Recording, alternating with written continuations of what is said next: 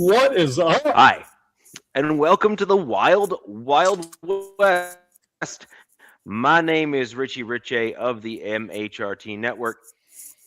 Over that away, the hand motions on this particular stream all over the map is DZ representing his Los Angeles Chargers. And down directly below both of us is Nabman representing Las Vegas Raiders. We're going to have an interesting show for you tonight. Two main topics we're going to go over.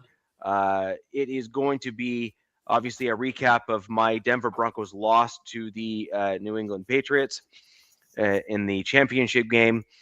And then we are going to get in shortly thereafter into coaching updates. There have been several over the NFL, including some on my Denver Broncos, which was an interesting turn of events after that game. So we have lots to talk about. It'll be an interesting show for sure.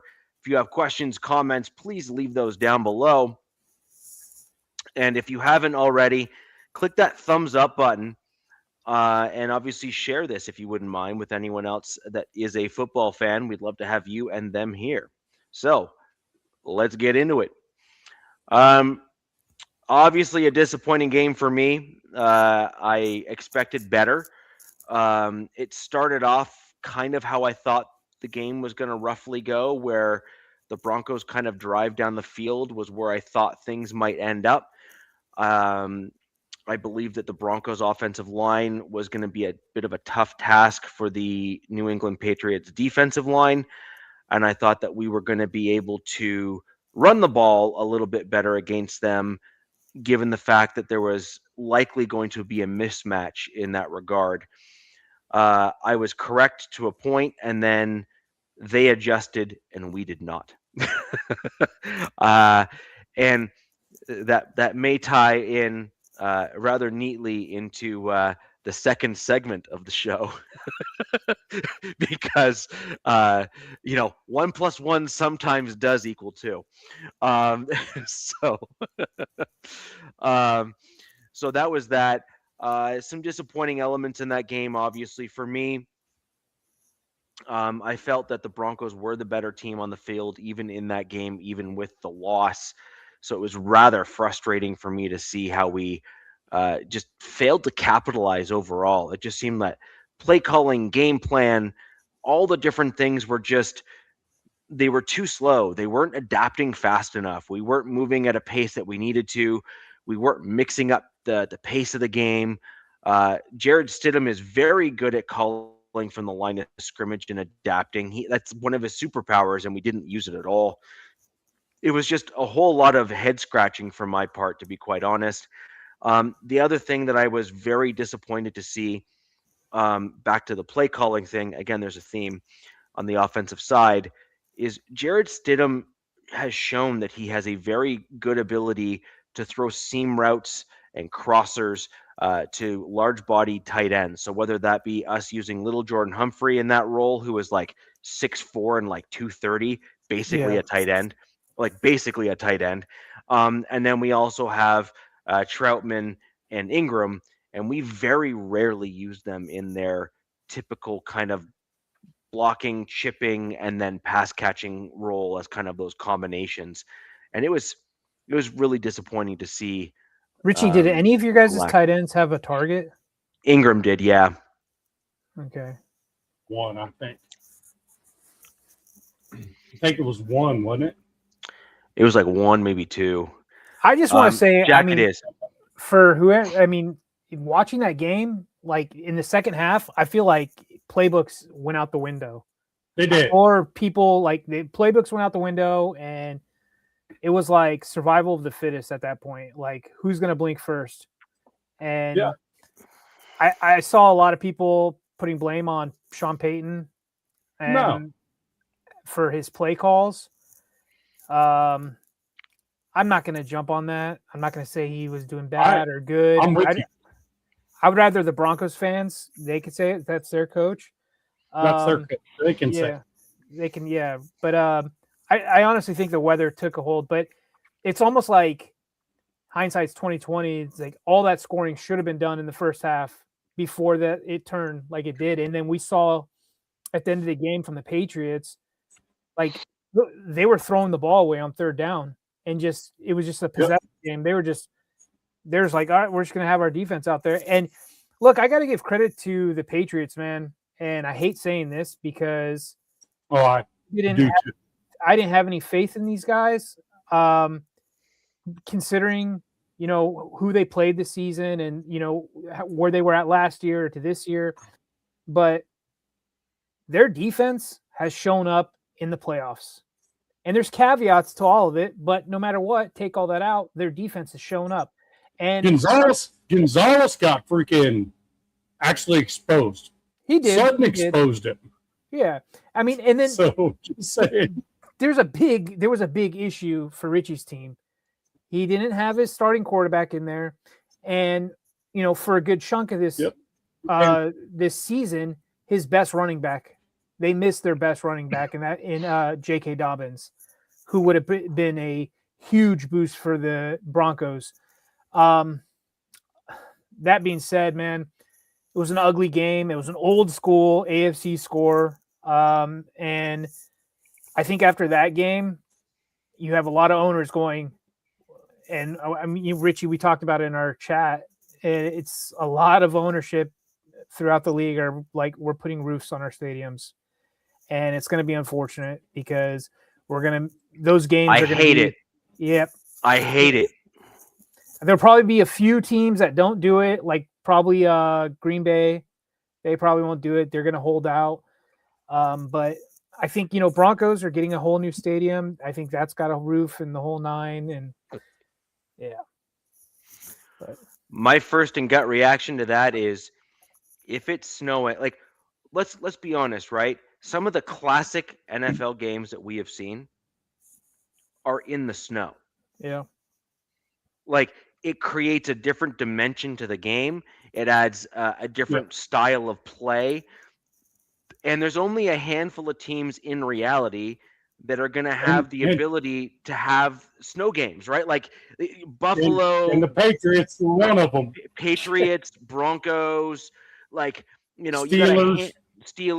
You got a handful of teams that can do it, man. And it's just an absolute shame to see the NFL trying to push for this because that was, the classics, like some of the classics were like half snow, half standard. And you said something, you mentioned Stidham. His strength, throwing down the seams to tight ends and whatnot, and kind of those anticipatory, why can't I say that word, but passes there, that was like all gone, especially towards even getting towards halftime. And it's like, it was kind of a tough watch. Like he tried his best, and I would have liked to see him use his legs a little more because, let's face it. That's what he was known for. Well, but that's what Bo's strength was, right? Like Bo can use his not legs. his strength, but that was Stidham's strength. Stidham was more of it's not there, go. Right. Bo was a 1-2 progression guy, then do what I need to do with my legs. Yeah. Stidham was more of a number one's not there, gotta go. They quickly tried to just kind of change his mind a little bit, and it looked okay at first. And then really also, who was it? Troy Franklin was a scratch, right? With a hamstring, I believe. So that's one of your top receivers. That hurt. That hurt big time. If anything, I think this eventually opened the Broncos, front office's eyes or the coaching staff's eyes of like, okay, we need these type of guys going toward, for the future. And there's some things that obviously JK, Bo, and Franklin, what are you going to do about that? But Bo was a huge one in my opinion. We also lost Bryant again. So Bryant was there for the game. He does a lot of the dirty cleanup yards where he kind of captures a lot of guys in the middle of the field and kind of brings them away from the play. Because if they don't follow him, then he gets the ball and he pretty much doesn't drop it. Like he just doesn't. Like he's got great hands in that regard. Mm-hmm. And and he does like the dirty yard catches and the contested balls, and he does that pretty well. Hey, Richie, So if I may answer a question right quick in the chat. which one? Bishop says Chiefs fans MIA tonight. They're always MIA. They're only fans when they're winning. They only show their face when they're winning. It's it's not a surprise. Nav said it. I didn't say it. Nav said it. Yeah. So it's not a surprise. No. So when we look at who we had on the field, you're not wrong in terms of players, though. So, but the thing is this. So you made a comment about an old school style of football. I agree to a point. It was an old school look in terms of the field and the snow and that kind of stuff. But the Broncos refused to own what was being done on the field. They refused to own it. So as an example, there was two ways of combating what they were having happen to them on the field. Number one is you throw out Frank Crum as the jumbo set, who's proven to be an effective blocker and very athletic, Interesting. Given the fact that he is like somewhere between a monster and just a massive human. He's like 6'7". Big E. Pardon me? He's JJ Pegues for the Raiders that we don't use enough. Yeah, he's massive, right? So you got this dude over there who's basically a berserker Viking with the bleach blonde hair that's like long. It's just like this just mammoth dude. And they didn't go kill somebody. Yeah, they didn't use him at all. And then we also had another interesting issue on the field, which was McGlinchey was getting killed, like slaughtered, like literally slaughtered. Bad matchup for him. And we had Powers back. We still have Palcho. My boy. Why don't we kick dude out to the right tackle where he showed to be a more like a superior run blocker? And that's where he lived. That's where he lived for that years. Was his deal, man. And so why are we acting a fool and just like sticking with what you got and making no adjustments and no changes? It makes no sense to me.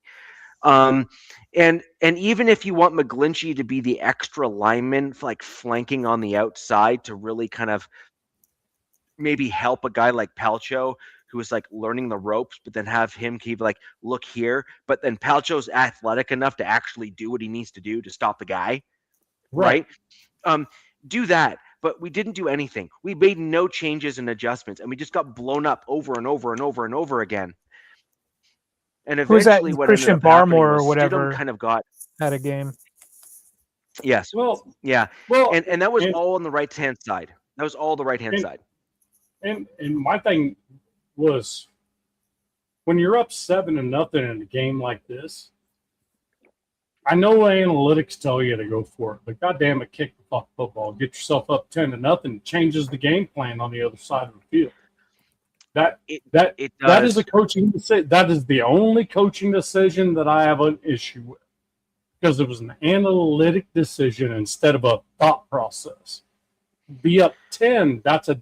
You're up 2 scores. That changes the other team's mindset on how they have to roll. You know what I mean? A little bit. I agree. My comment here, and I love, because I already know the answer from a bunch of Broncos country before I make this comment, and I'm going to make it just to rub salt in the wound just because I can, and because I'm sick of hearing crap. Yeah, I'm calling all of you out. I actually like the 4th and 1 call. I thought that was good. However, I don't hate it in that situation. The way the game was going, nobody can score. Points are a premium.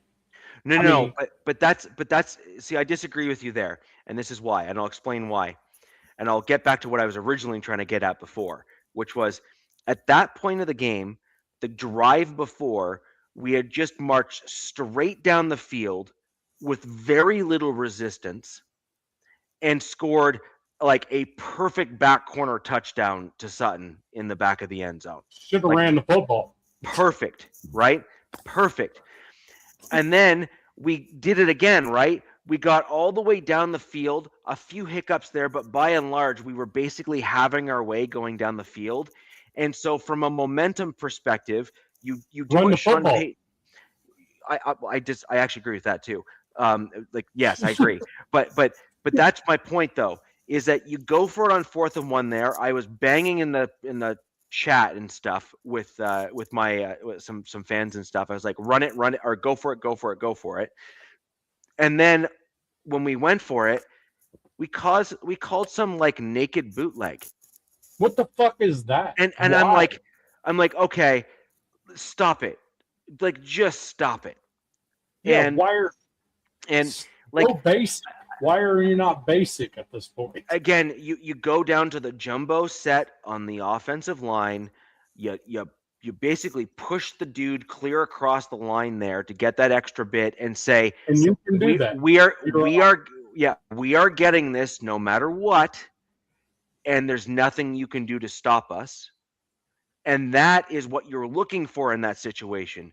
You're wanting the confidence killer for the other team so that they then lose the mental mind game, and then Now they're you're on down an up. 14-0. Now you're done Now what? 14-0. Now you're really at a disadvantage, and you're However- really pushing it. However, you make that play call, it should have been a freaking option for Stitt, where he could actually, it's not there. Let me go. Yes. You know what I mean? That it's one of those where he was told as a backup quarterback, you're going to throw it to this guy. And that is a bad decision by any coach ever. You got to let the fuck quarterback make a decision. Sorry, I just F-bomb. I'm But not I even was- sure. I'm not even convinced that pissed. Stidham had that option. First time I was ever pissed off that the Broncos lost in my life. Yeah. Yeah. my I promise you that. That's a fact. Yeah. But here's the thing, right? Is I'm not even convinced that Stidham had the flexibility at the line of scrimmage to do the sort of things that he does. I got the impression that he was basically told to sit down, shut up, and do what he was told. Yes. And I am quite disappointed by that. Again, I'll talk a little bit more about that in the second segment of the show, because again, 1 + 1 does sometimes equal 2. And Equal 3 in this one. Oh, I agree. And so what my gut reaction on this one was, it was a bad play call. I thought the actual idea was good. I thought it was going to do the right thing for the Denver Broncos. I had If no it was problem. an RPO, it was a great idea. If it was an RPO, that's fine. But it wasn't even that, because the running back wasn't even right beside him. The running back went the other direction. Right. And the naked boot was going to be the design all along. And in fact, the play call itself was confirmed that was the specific play call after the game and then the day after the game. Yep. And so, like, I'm sorry, you've lost me on that. Like, you just have. But here's the thing: if you look at the Patriots defense without Spillane in there, the moment a running back touches the ball, the linebackers vacate the middle of the field. They vacated the middle of the field. If you can get them to just fake toss over there or something, you can get them to move. Spillane would not fall for that shit. Spillane wasn't in the freaking game. Trust me, I know that dude. That dude will stay put and live to his assignment. And him not being in the ball game, you should have attacked the middle of the field the entire freaking game. If you're going to do that, you should have done it over the middle. Because those linebackers tossed to the outside with loaded up over there, and then tight end into the middle, boom, done. It's a done deal.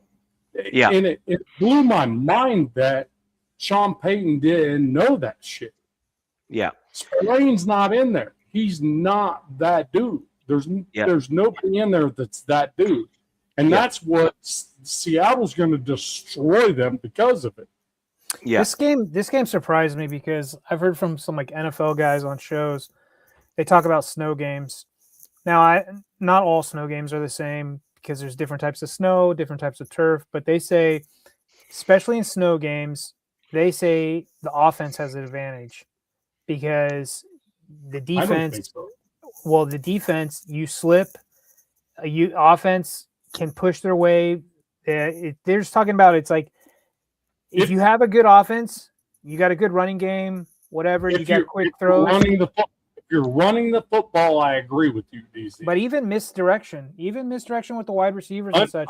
Understood, but it's still harder to catch the football, too. Well, that's yes and no, because they say that wind is probably the only thing that screws up catching the ball. Obviously, there's wet, if you got a bad rain.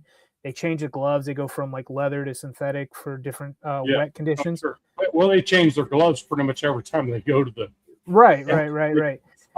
Yes, it probably was difficult. I think visibility, and obviously I think we were talking in this chat right now. 4 out of 5 field goals were missed, so there's obviously some wind swirling around in there. But this is kind of like I see why Broncos fans are like a little ticked off in the play calling. I'm just kind of reiterating what I've heard. No, I'm with you. I'm with what you're saying, DZ. I'm not disagreeing with you. What I'm saying is though, the defense is actually at an advantage in a cold game, and it wasn't that cold in reality. Yeah. I'm just hearing what I've heard about this is like. No, I'm just saying it wasn't that cold. It was like a 30-degree game, and it just started snow. That's not a big deal. That's more of an advantage to the offense because they don't know where the offensive player is going as far as the wide receiver. However, when it's a cold game, in my opinion, like a 6-degree game, that's a defensive. Yeah, because you get tired of getting hit at that point. You know what I mean? Mm-hmm. Like when you play cold, you get tired of getting hit. Yeah, you can't catch footballs without your fingers killing you. But I just really feel like I kind of agree with what I heard is this should have been a better offensive game on both sides for both teams. This 10-7 score is, it just shows how good probably the Broncos defense is. We all know that. And like I said earlier in the show, how surprising the Patriots defense has been, in my opinion, especially in these playoffs. But I'm just surprised with these two, play callers that this is what was achieved. And yeah, all I'm saying is 30 degrees is different from like 6 degrees. Sure. 100%, it is completely different. The defense, in my opinion, when it's single digits, is in the advantage. When it's 30 degrees and snowing, the only thing about that's visibility. That's really all. I did see a play in the game. I think it was the interception Stidham threw, and it was almost like the Patriots were camouflaged because they were wearing their all whites. Yeah, and it was in the second half, and it was kind of like that white stuff was swirling, and I think they were talking on the side. Yeah, the one Sutton drop also. It was like somebody put a freaking wall in front of his face. And I think they were talking like, what is that? Which one's the ball? I forget her name, the sideline reporter, but she was saying that Aaron Andrews. Yeah, she was saying Andrews. That one direction was better than the other for like the offense. If you're going one way, the defense has a snow in their face. Actually better. Yeah. So I thought it was kind of interesting, but the Patriots might have had a slight advantage with wearing all whites. You never know. I don't know. Yep.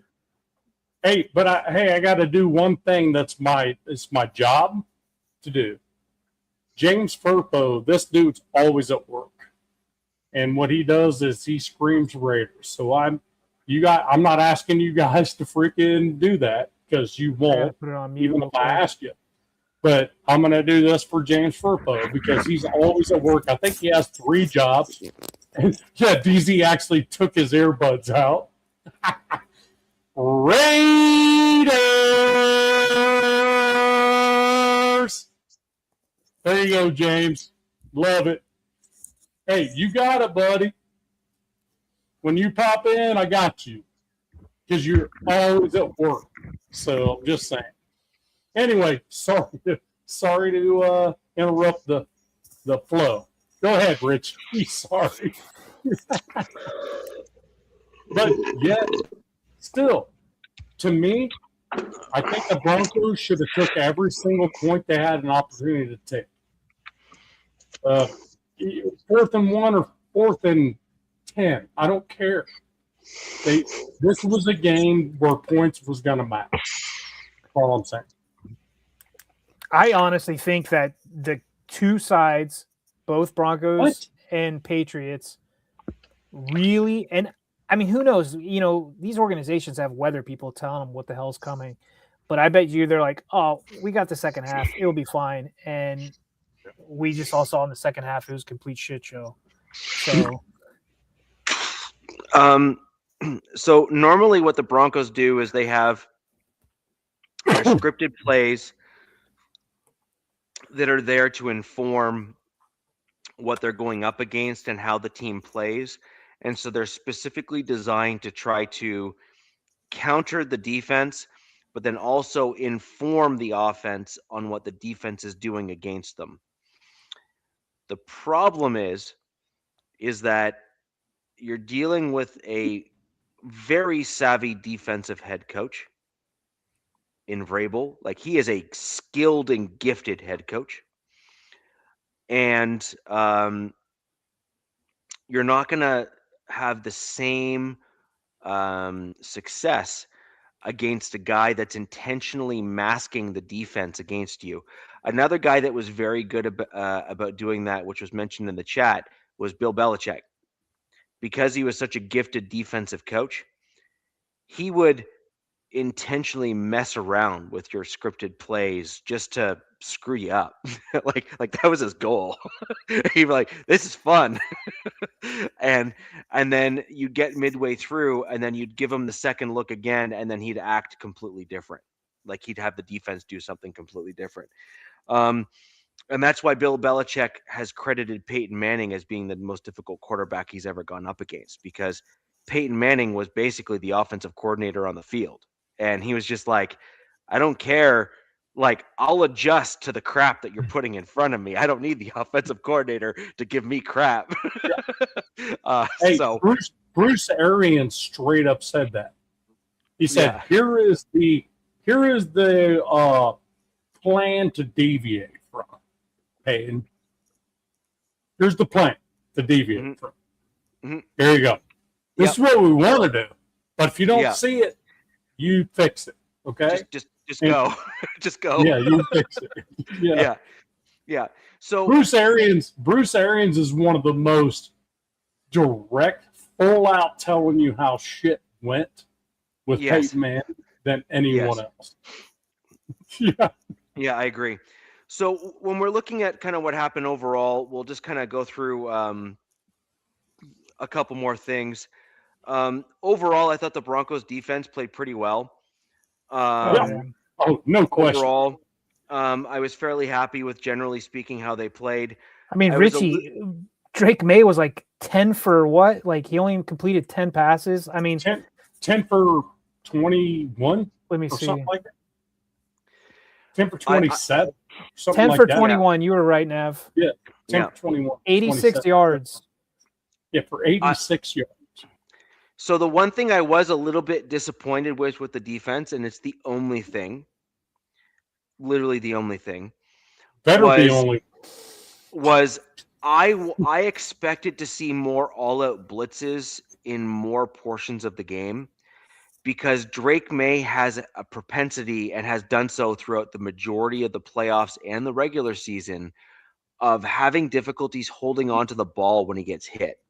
Yes. And I wanted more traffic around Drake May to punch the ball out and jostle him and kind of get in his head a little bit more. Now, don't get me wrong. I mean, 10 for whatever is a spectacular stat. So, not too shabby. But at the same time, I felt that the Broncos could have basically made him do things by getting to him more often and making him more uncomfortable. and I felt that we got a lot of pressure, but we didn't get enough like direct QB hits as much as I would have preferred, and we did not get sacks. And so I was really wanting. Well, we got some sacks, but we didn't get as many as I thought we were going to get. Right. And I felt that that's because we didn't do all-out blitzes. And Vici, this is actually where I agree with you. The Broncos playing the way that they did, they should have had a spy. However, the counter to that, and this is where I believe we should have gone instead, was gone all-out blitz. And that counters the need for a spy, because the goal there is you're getting right to the quarterback and you're not even allowing him to have the ability to run. And I would have liked to have seen things like that, including even a delayed blitz on an all-out blitz package, which the Broncos have been one of the most successful teams at doing this season in the NFL, and it's not even close. Yeah, I didn't like Surtain on freaking on I would have preferred Surtain on freaking Diggs all day. That instead of the other way around. You know what I mean? I didn't like that Diggs was left freaking just trolling all over everywhere. I think Surtain should have been on Diggs all day. I don't understand. That's my plunk on that defense. However, I mean, hell, Drake May didn't throw for 100 yards. I mean, Nav, Diggs only had 17 yards. He was a non-factor essentially. He there was 3 for 17 for 3 first downs, was it not? Well, he had 5 recoveries for 17, and he had 6 targets. But I mean, I guess I'm looking at this. Nobody was really factored except for Mac Hollins with that huge play. Mac Hollins. That is one dude that left the Raiders that I was like, that's going to suck. He's going to make second time. That's the second time that Mac Hollins has just like ran all over the Broncos, and I don't know why. I don't know why. I don't know how. Mac Hollins, what was it? 2 years ago? Mac Hollins put like freaking 200 yards on you guys. Yep. Like 3 touchdowns. Yep. That was when Carr was still the quarterback. Yes. Yeah. Just torched you over the middle. Yeah. So overall, my big thing is I wanted May more uncomfortable. I wanted more hands on the football. I wanted May to second guess every time he went to like bring the ball back, whether or not it was going to get knocked out of his hands, sort of thing. Like I wanted that to be the mental mindset that he was in. And look, we got to him a few times. I think there was like 3, maybe 4 sacks, something like that. Like we did get to him a few times. So like fine, fair enough. But not that persistent pressure that like, oh my gosh, I look up and I got a dude in my face. At least a 5-man rush. At least. Because the thing was, they weren't doing anything. They weren't hurting. Why are you not pressuring the quarterback trying to get a turnover? Why are you not doing that? I agree with you. Yeah, and I'm not saying do a full blitz and stuff all the time or whatever. I'm just saying you needed more of it. 5-man rush. 5-man rush. Bring a safety. Bring a linebacker. This is what I forgot to say. Go ahead, Nav. But I something popped up on my No. I'm good. I'm just agreeing with him. Dude, that's all. A guy on the field for the Broncos that I thought was like MVP, Alex Singleton. I was watching him play, and I was just like, okay, dude, hell yeah. Was it our chat? Was it our chat or was it on the stream that I was on? I can't remember which one. I think it was our chat. Wasn't here. I said in the chat, and I have it on my phone so I can screenshot it. I said, watch out for Alex Singleton. Yoda. He is a former CFL player who's used to playing in Winnipeg, which is like like you walk outside and your balls fall off. It's so cold. Yeah. Like it is Right. that cold. So he's used to like the worst of the worst weather. He's wearing a And- T-shirt out there. Yes, he don't was. care. Yeah, he doesn't. He grew up in Canada, if I'm not mistaken, and then moved to the States for Probably. football kind of thing. Probably. And so he's or like Michigan or somewhere. no. He grew up in Canada. One of his No, I'm with parents, you. I think, is Canadian, and he's Either like way, insane. he's a Yeah, northern. He's definitely got kind of. He had my 12 general mental tackles, mindset. 4 solo in the game. Dude Mhm. was definitely setting the tone for the Broncos Yeah. defense. Singleton and- was a stud. Yeah.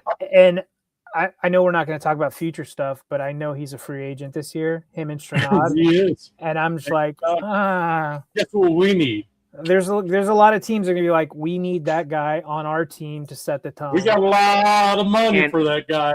And Just saying. DZ, here's the kicker.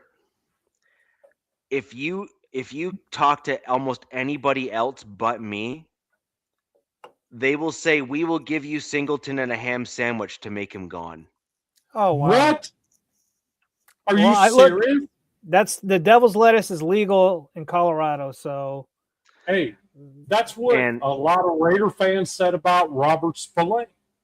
Robert Spillane going to the Patriots is what got him there, even though he's not there now. You know what I mean? Robert Spillane is a freaking troll in the middle of the field, runs the freaking defense, and gets everybody lined exactly in the play where it needs to be. You know, that type of shit. I was like, damn, why didn't he stay with us? I mean, we offered him pretty much the same deal, just a year shorter, but with Las Vegas not having state taxes, it's the same deal. Why did he go? Well, it's because we suck. That's why. He saw some upside with the Patriots. That's why he left. That's why I tell everybody.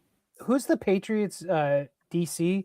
I know it's Vrabel's kind of DC, but I know it's his defense, but I forget what that guy's name is. Damn, I don't even know. Anybody in the chat want to look it He's up? I'm quite not gonna good look- though. I was I've been, like I said, man, like I was not sold at all on the Patriots. And then I just started Terrell Williams. Terrell Williams. Yep, Is that Terrell Williams. Okay. Well, he just came out of nowhere. I think there's going to be a lot of coaches next season that are going to be coming out of nowhere. People are going to be like, who the hell is this guy? And we're going to see a Do you lot guys of that. remember Terrell Williams when he played? Wait, these are two different Terrell Williams, aren't they? No, same. Wait a second. Why am I thinking he's like, it was like some chubby white dude on their sideline that was their DC? Am I wrong about this? They kept showing him. I've seen him many times, but also I don't want to like hate on the Patriots, but there's a guy that is kind of like a Patriots like fan favorite, Will Campbell, their left tackle.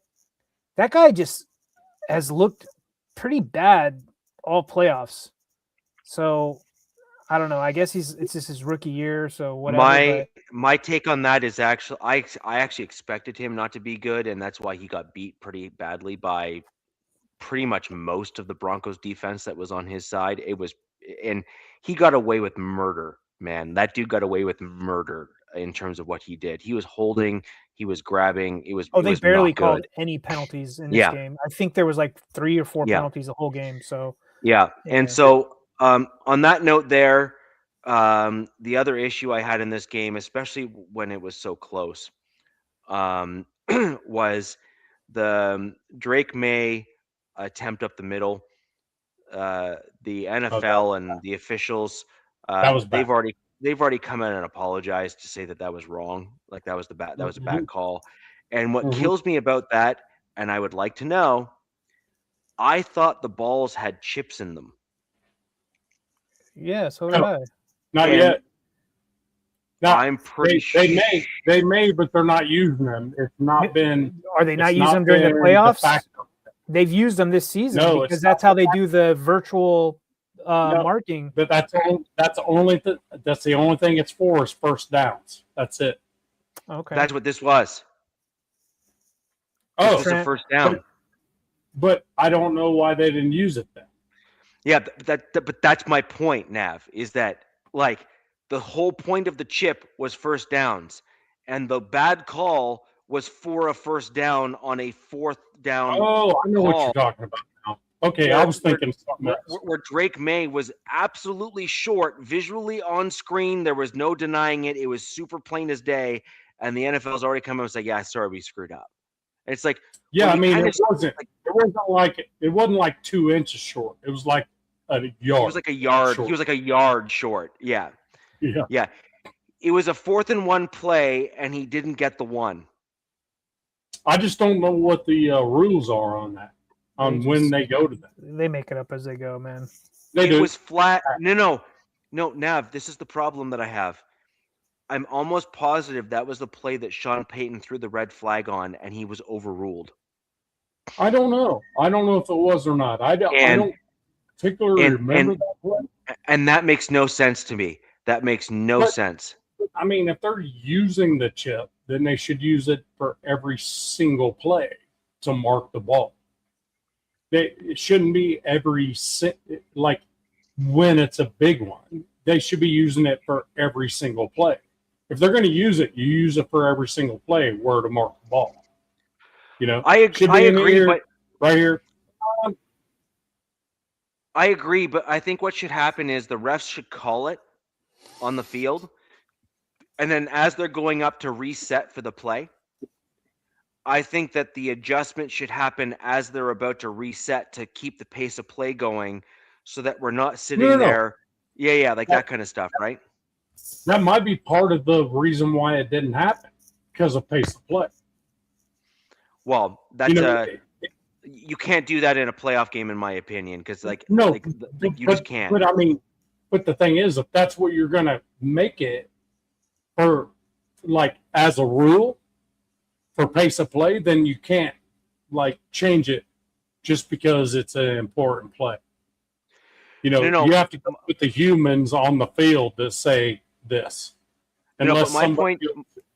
So maybe I'm not speaking clearly. What I'm saying is, when a team makes a play and gets to a certain spot on the field, and it's ruled to say like a 3-yard gain or whatever, and let's say the actual chip indicates that it's meant to be a 4-yard gain rather than a 3-yard gain. Right. As the ref goes to place the ball down at the spot to allow the teams to reset, the ear call should come in and say that was a 4-yard gain, and they simply just move the ball up a yard to allow for the proper adjustments to take place. And then right? The ref just look left and right and go, "That's first down." If it is. And then on this particular type of call, because I'm pretty sure this is one that Sean Payton actually like threw the red flag on, this should be very cut and dry. This should be whistle was blown at this point. Chip says this. Yard markers this, it's either a yes or a no. But the NFL has already come out after the fact. They've already like put it on the official thing that the play call was incorrect. Like on the field, that play call was incorrect. And that's another thing. The whistle. When the whistle happens, the problem is when any ref on the field blows a whistle, the play's dead as it stands. Correct. So if there was any referee that blew a whistle, it's as it is when the play happened. They look at the video and go, "Oh, that's where the whistle was." Yeah. It's over right there. You know, so it's kind of a good point, Jack. It's yes and no. Yes and no, but the thing is that there's a time and date stamp and down to like the millisecond and stuff on the actual feed that the NFL has. Right, I'm with you. And so when the timestamp shows that knee went down, whistle or not, the chip can then be looked at that same interval of timing where it was, and it's just a definitive answer. So I totally get with what he's saying, but the point is you either leverage the technology that you have at your disposal or you don't. Or stop half-assing it. Stop half-assing it. You either do it or you don't. Yeah, exactly. You either do it or you don't. Yeah, and look, here's the thing. I don't want to eliminate the human element, but you don't do it halfway. You either do it or you don't. You know, it's simple. Are we going to turn it into fucking Tecmo Bowl? Sure, should do that. Or we can just unfuck the referee thing and make them full-time employees for the NFL. Nope. Who was that ref guru that said no? I know ref told you some stuff. All of us told some stuff. Got us freaking on that train. But the thing is, you either do that or you go electronic. There's no in between. You can't have both.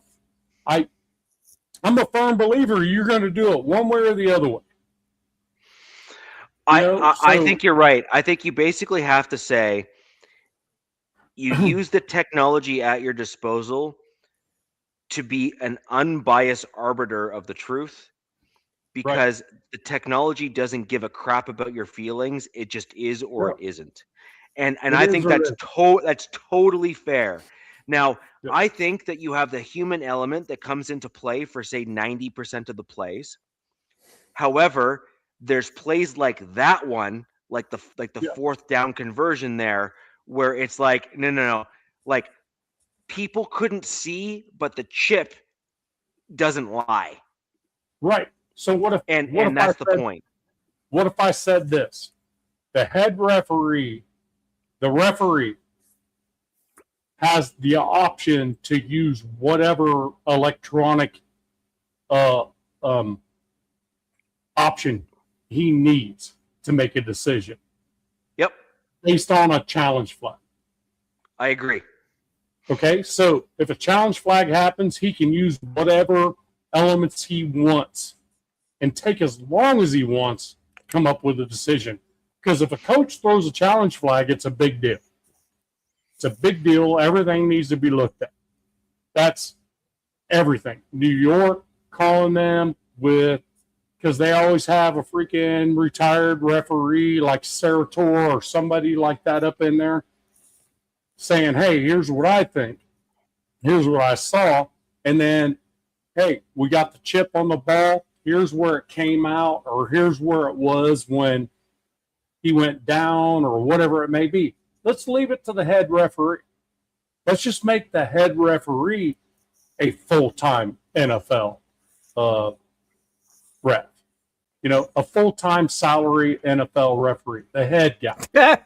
Let's not moving these fuckers around, you know? And then anybody else, they're going to have to say, but they're not going to have that kind of say. You know what I mean? That's a good one, Paul. That's a good one. Yeah. oh, shit. I'm sure that was freaking fun. Where's that at? Paul. It's not the first time. They keep on saying I look How like did you get Mike McCarthy to come on the show? That's no. And now I see now I see. How was that Steelers press conference, Richie? Was it good? I love Pittsburgh. You cried a little bit. I don't think I've cried in I can't remember how long. No. McCarthy cried his ass off in like 2 seconds on that press conference. Yeah. Then I'm definitely not Mike McCarthy, because that's just I have some choice words for that crap. Anyways, he really did. He cried. He was like 10 seconds into there going. He's pretty much a Yinzer. He's from Pittsburgh, so I think he was crying because he got another shot at being a head coach, and it was his dream job. It just so happened to be his childhood team, but like that dude was on his way out. You know what I mean? Like that was not what the Steelers do. The Steelers' last two head coaches, Bill Cowher and Mike Tomlin, were young, first-time guys, and so this is just goes against the grain of what the Rooneys have done. Let's be clear. The Steelers have had 3 head coaches in 69 years. Right. So just saying. Mike McCarthy, Richie, you guys, you best freaking go for 20. That means you're going to be 82, bro. Just keep it up. I don't think he lasts longer than 5 seasons, in my opinion. I don't think he might not last 2. Yeah. No. Yeah. Anyways. But overall, I think that there was a few questionable ones. I understand that there's some other pieces in the other one, but I also disagreed with the backwards pass one as well. He tried to like chuck it over to a wide receiver, but then Ellis came and knocked it back as Stidham was trying to chuck it. I honestly and truly, I think that was a bad call. I actually thought that the original call on the field was correct, that it was a loss of down, and that it was a forward pass, but it was a loss of down. Right. As it was technically that true? Intentional grounding. Yeah. Yeah, intentional grounding, forward pass attempt, whatever. It was a good call. No, but they reversed it. They actually called it a backward pass and then a defensive interception. I thought it was a good call right off the get-go. Yes, I agree. Because the attempt was forward.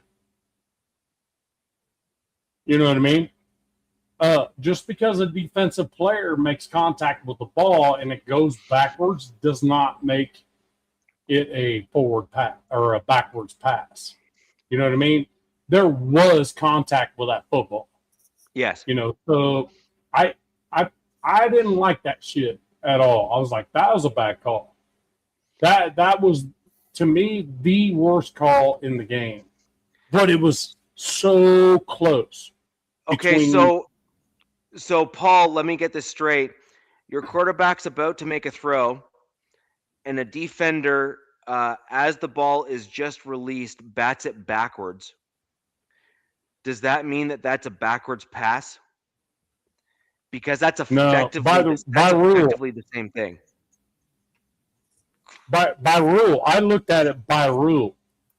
If it's affected as the ball is released from the hand, it cannot be called a backwards pass. Right. Let's see. What I write down? 7-1-3-1-3-4-2 rule. Right. That's kind of what I was getting, right? Is that I totally understand that was a call. Because my wife asked me, I had to look up the rule. I'm just saying. I said, no, that should not be a backwards pass. She goes, but it went backwards. I'm like, there's no way this gets overturned. No, Paul, I don't think you understand. Paul, I don't think you understand. And I appreciate the interaction, by the way. Thank you for the chat here today. The pass was deflected. Like the dude's hand from the defense tipped the pass as it came out of Stidham's hand. Now, the question is, are you deeming the fact that it didn't go past the line of scrimmage as a backwards pass? Because that's not a backwards pass. That's intentional grounding. No, the thing about it is, I guess the question over in the chat is, here's the thing. There was an attempted pass. The ball was headed forward. It was actually deflected backwards. Correct. That is not a backwards pass. It can't be called a backwards pass according to that rule. So as long as it hits the ground, it's basically an incompletion. It's not a intentional grounding. It's not anything. Once a defensive player touches that ball, it doesn't matter who was in the area.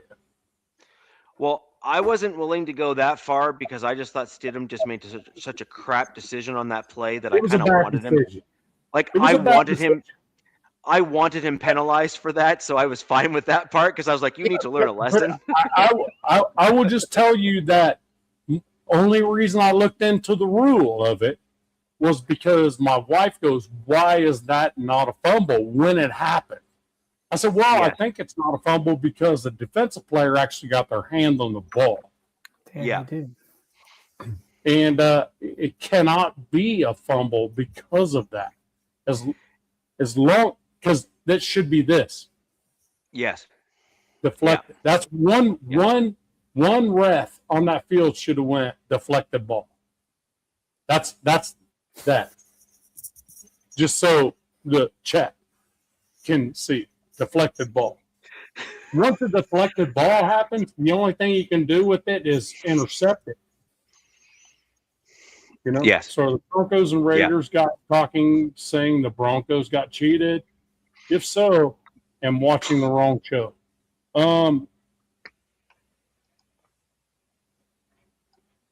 Trying to figure out what the fuck you're talking about. Well, he's basically saying that we're agreeing that, like, what was called on the field, you and I are agreeing we both believe was the wrong call. It was a tight one. But if you look at it, the moment that ball comes out of his hand and a defensive player gets a, unless it was in his hand when that defensive player touched it, it's tuck rule all the way around. It's not a fumble. Yeah. And the moment the defensive player touches the moment it comes out of his hand, it's an incomplete pass unless somebody intercepts it.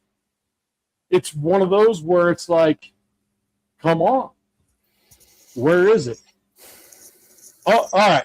So Chiefs fan for life. What was your record this year? Well, I'm not even willing to go there. So what I will say to this this particular comment, because I believe that they're referring all I hear to is excuses. All I hear is excuses for the Chiefs fan. Hey, we're looking for a Chiefs guy that will actually show their face on this show. Are you willing to do so? Nav's got a good point. Nav's got a great point. Yeah. So in here, hold on. Let me take this one just real quick. So the exact, like, one play before that one that you're referring to, where the Broncos got the call for an interception, the Buffalo player's knee was down and fumbled the ball as he was going to the ground, like just spilled it on the ground. And not a single Buffalo fan said that was a catch. They went back to the line of scrimmage and then proceeded to throw what was eventually ruled as an interception for a nearly identical style throw where he did not survive the ground and the defender came up with the ball. Now, if you're asking me as a football fan, that was a tight one too. Yes. If you're asking me as a football fan on whether or not I think that the NFL should change that rule in terms of incomplete pass versus interception, yes, I actually do think that. Because when you're in a contested catch situation like that one was, I think the Buffalo game should have been called an incomplete pass, not an interception. And I think that it should have then ended up going back to, I think that would have been a fourth down in that scenario. Yeah, should have went back to the Bills. But it should have gone back to the Bills for a fourth down and see what happens. It should have. Without a doubt. But let's also not forget, Chiefs fan, in the end zone, the drive before that, when at the very earlier stages of that particular drive that we're referring to here, Josh Allen was in the end zone like 6 yards deep. And DJ Jones had two dudes holding him back. And with that penalty, the Bills would have had a safety and lost the game. Yep. It was not called. It was so egregious that the announcers called it out on the broadcast. And so, look, one way or another, the Bills had actually lost that game through whether or not be that interception and the field goal or what would have been the safety. The Broncos happened to win that game. We just did. And that's cool. Everyone has a good game, and some people have games that they just kind of lose. At the end of the game, at the end of the day, though, you can't turn the ball over 5 times because you typically lose those games. It just is what it is. Okay, and so that's that. So if I may, so if you put KC Chiefs fan for life up there, which one? 9303. 837. Okay. I'm a fan talking. Resign. You trying to grow a show or what? So So since I don't want to get on cam, what does that mean? My points are valid? No. What I was trying to say is we've tried to get a Chiefs fan in here for a long time and no one will. So now your points in the chat do matter without a doubt. There's no question. But I don't know why a Chiefs fan wouldn't come in here with the rest of the AFC West and want to argue their points or actually talk about their points, because that's what we do. Here, the three of us and Jack Kenna before me, all we do is talk about our teams and how and what we saw of the other teams on what they should do and what they shouldn't do and how the things happen. We're not trying to bash you. We're just trying to figure out why we can't get a Chiefs fan to come in this show. You would think that they'd be knocking down the door. But maybe it's the fact that the dynasty's over. And they're just not interested anymore.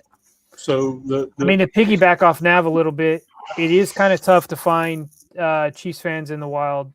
And that, when I say wild, social media, because I've tried to get a few guys. I don't have a massive following, but I know Nav, he's got maybe he says it to his channel. He's got his own channel. Maybe his Raider friends know some Chiefs fans. We are KC Chiefs fans for life. No issues on the channel at all with anybody coming in. We are looking for a Chiefs representative.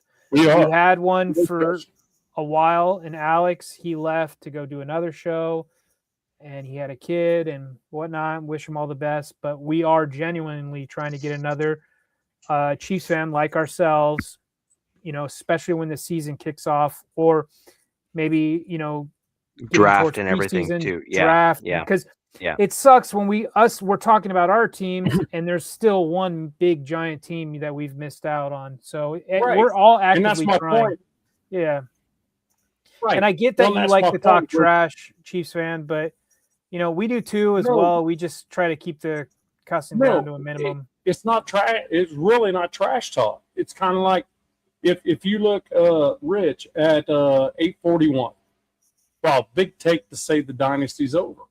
Well, but we don't have anybody in here to tell us it's not. That's the thing. You know what I mean? In fairness, let's be honest, though. But it doesn't mean we don't value your opinion. No.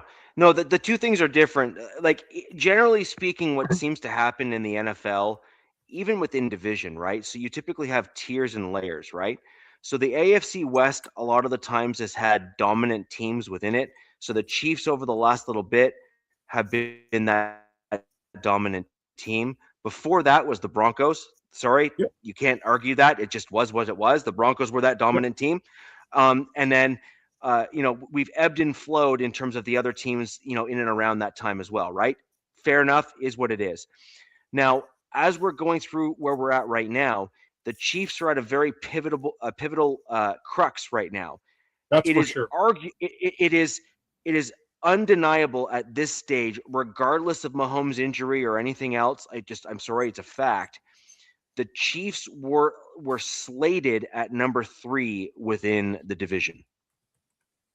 Yes. They just were.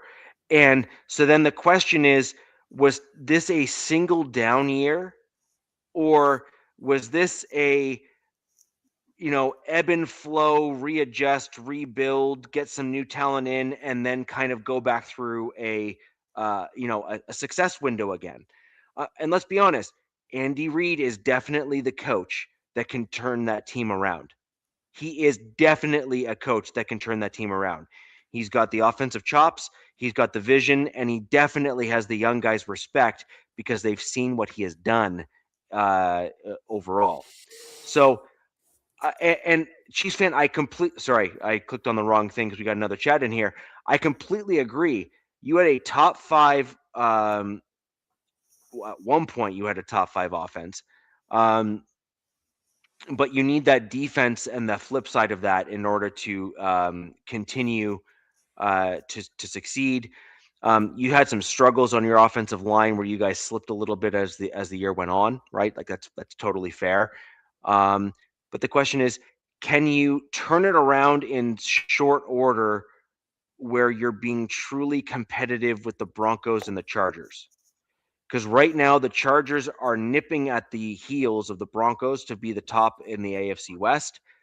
And I think it's a viable and fair comment to make that until the Chiefs can now prove that they're back, to ask questions, right? I think it's totally fair to do so.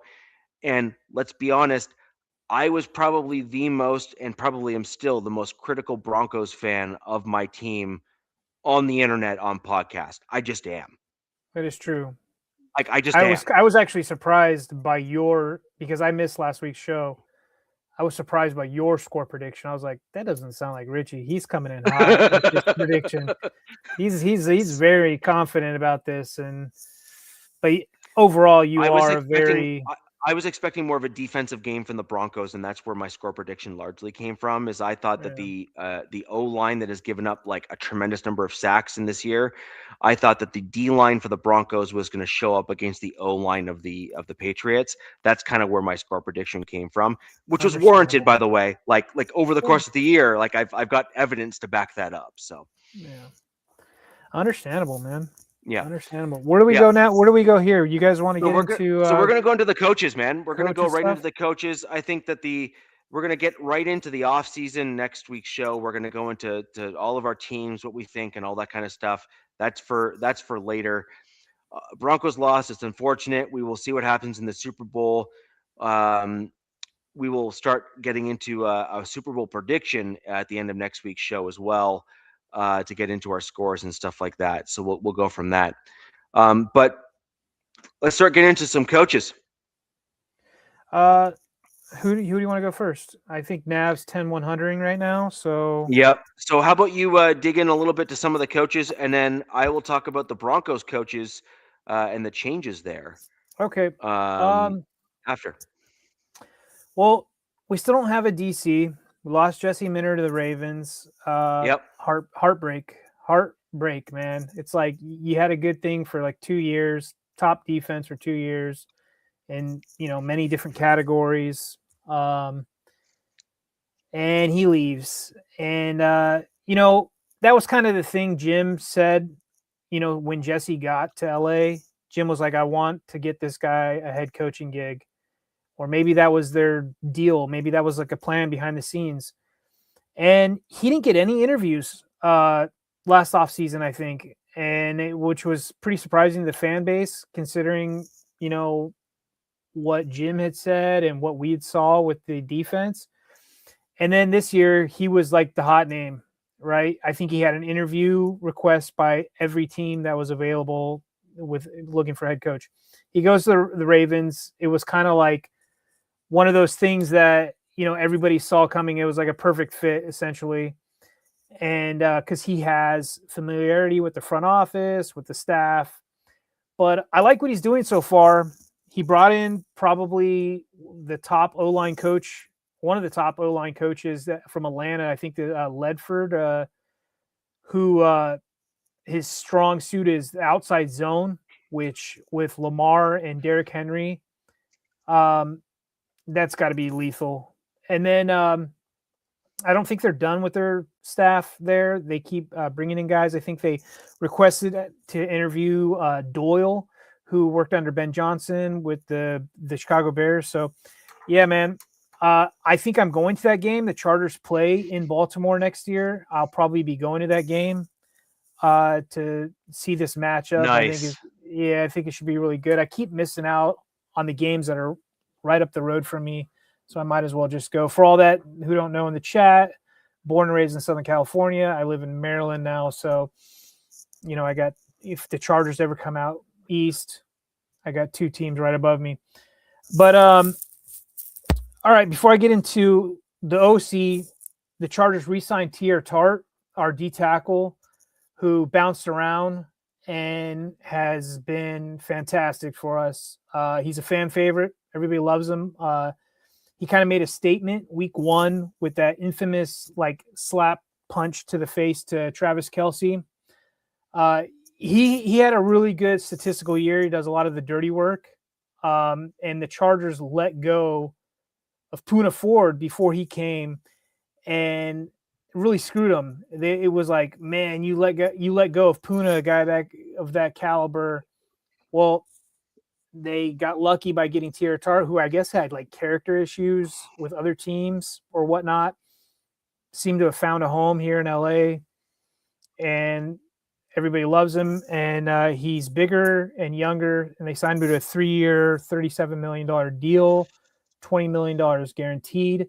So that was quick. And I think one of the reasons they did that is, and I think they're going to try to do some other stuff, is to block these guys from going with Jesse to Baltimore.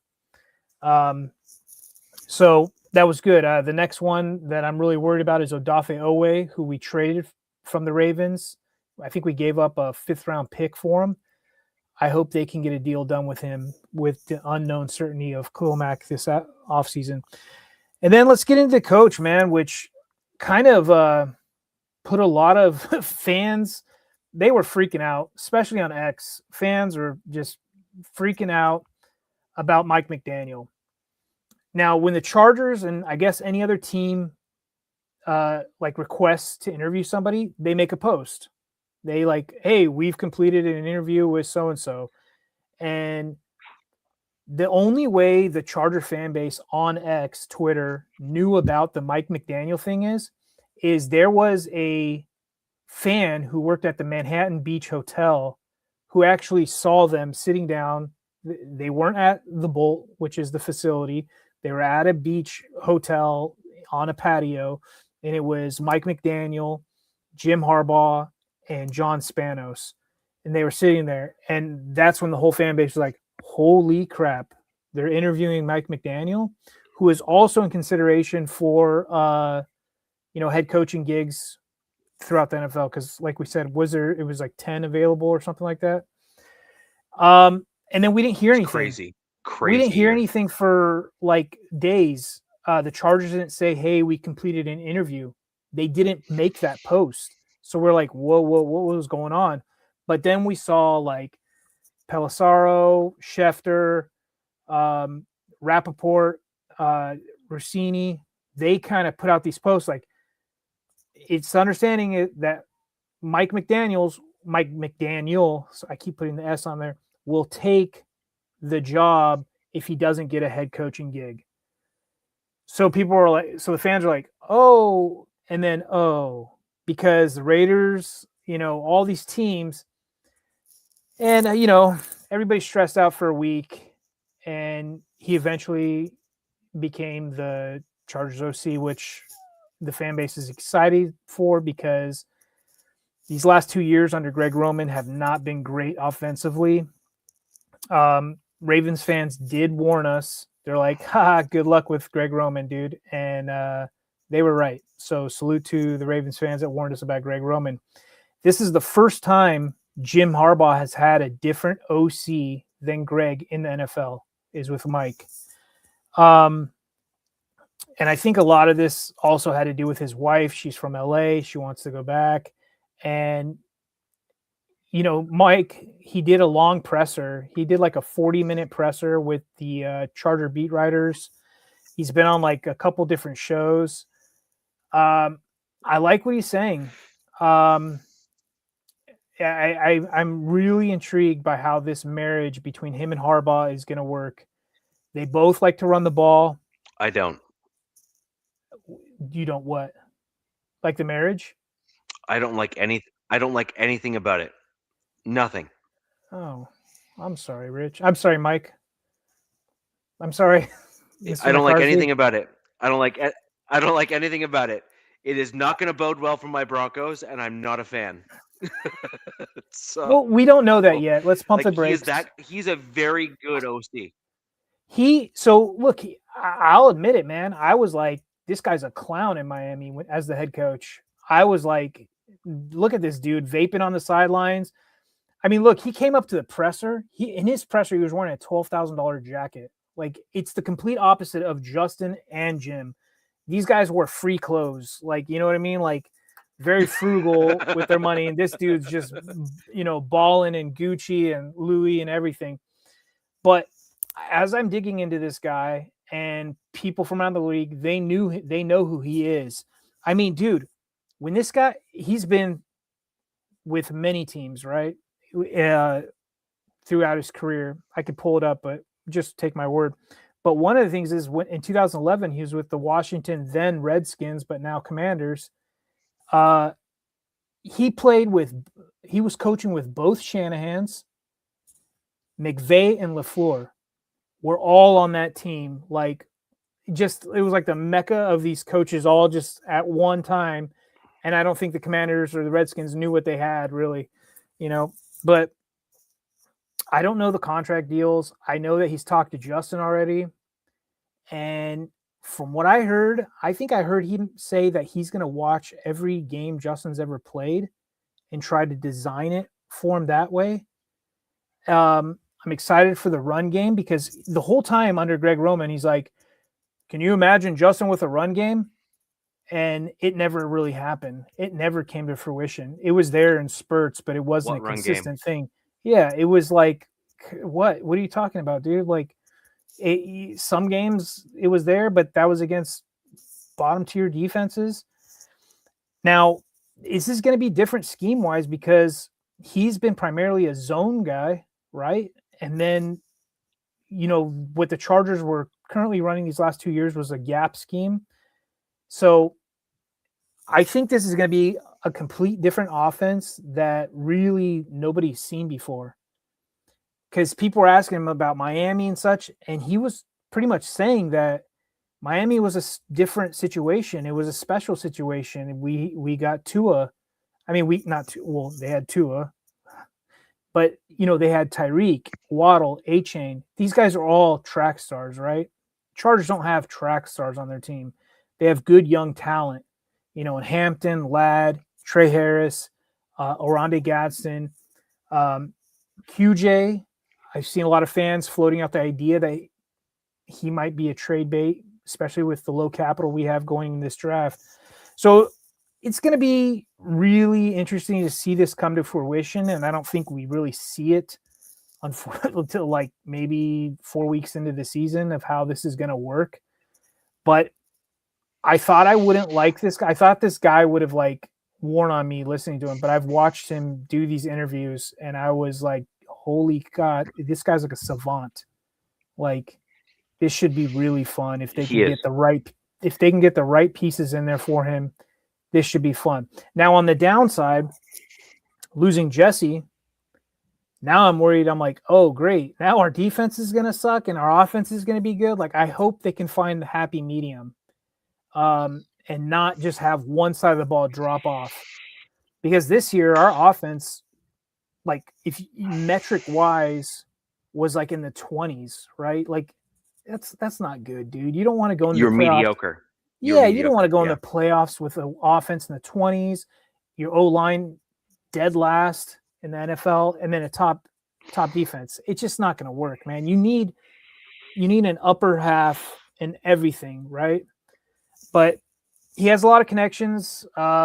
He's pretty funny.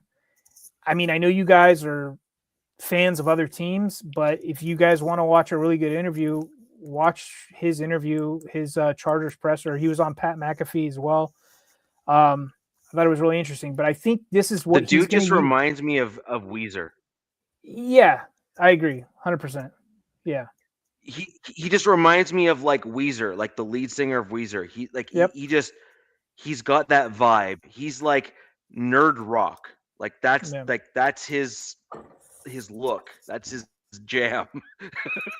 He was the dude that was like, he could dissect the high school football game like nobody's business, but anytime he tried to step foot on the field, he got himself rocked. Yeah. I mean, I think he was the dude that knew all the. He played wide receiver. Wide receiver at Yale too, which is weird. He played for an Ivy League school. He's all brain and no brawn is basically the whole point. Richie, didn't he And- start out as a ball boy for the Broncos? I think he started Yes, out he like did. super young with the Broncos as like a ball boy or something. It's just, Yes. it's a fast. I think because he grew up in Aurora, Colorado, and actually our Yeah. special teams coach right now, Ficken, they went to the same high school together. I think Ficken was a senior and McDaniel was a freshman, but so there's some connections. It's going to be interesting. It's going to be fun. There's probably going to be some growing pains. They still got to get a lot of things fixed in LA. And then they made another hire, which kind of made sense, is he brought over an O-line coach from Miami, Butch Berry. Wasn't my first choice. I know nothing about this guy. I did a quick dive into him, and I do I'm not just like like, him. yeah, I'm like, some people like him. Some people are like not a fan of him. I think he spent 1 year with the Broncos.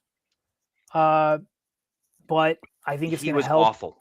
He was awful. He was like an assistant with you guys though, right? He wasn't your guys' main coach. But the thing is, the one thing I do like about this guy is he does have OC and tight end kind of ties as well. So that should be interesting. But I really wanted the guy the Ravens got in Ledford from Atlanta. But Butch Berry will have to do for now. And let's face it, I don't care what anybody says. He's got to be an upgrade from Mike Devlin, who they fired. Mike Devlin, how he has a job in the NFL, I have no clue. The guy's offensive lines have all been the bottom of the league every year he's been an O-line coach. Hey, O-line.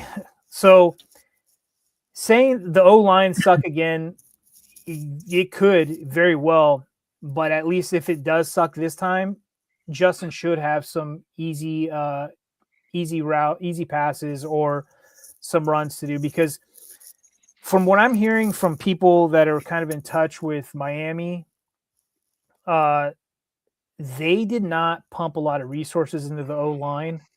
So this guy had to like make do with what he had, I guess, if that's saying or whatever. But look, I think they averaged like 4.7 yards a clip this season, but A-chain, right? Kenna, what do you mean by that?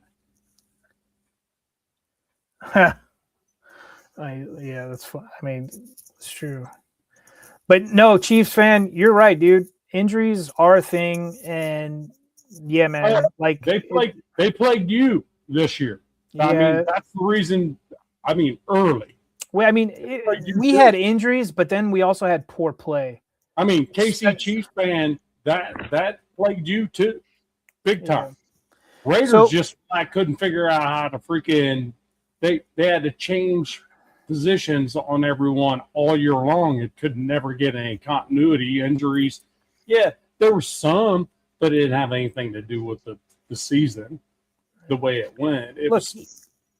Even with how bad that O-line was, I was still surprised that they went 5-1 in the division and made it to the playoffs. But scoring 3 points in the playoffs is unacceptable. And so Costa's going back, bro. Costa, that dude's going back. Still mad about the roughing the passer call against Ray Hamilton on Ken Stabler. That's going back. Paul, what the hell, deep. Brother? That's deep back. I'll be 55 in March. I'm not sure I remember that play. That's funny. Next level Raiders shit right there. And then we'll wrap it up with some coaching stuff. But as far as DC, the Chargers are casting a really wide net. I got a feeling Minter's probably going to poach a few of these coaches, which I'm not too excited about, especially with Clinksdale or Elston, our D-line coach. Really good player.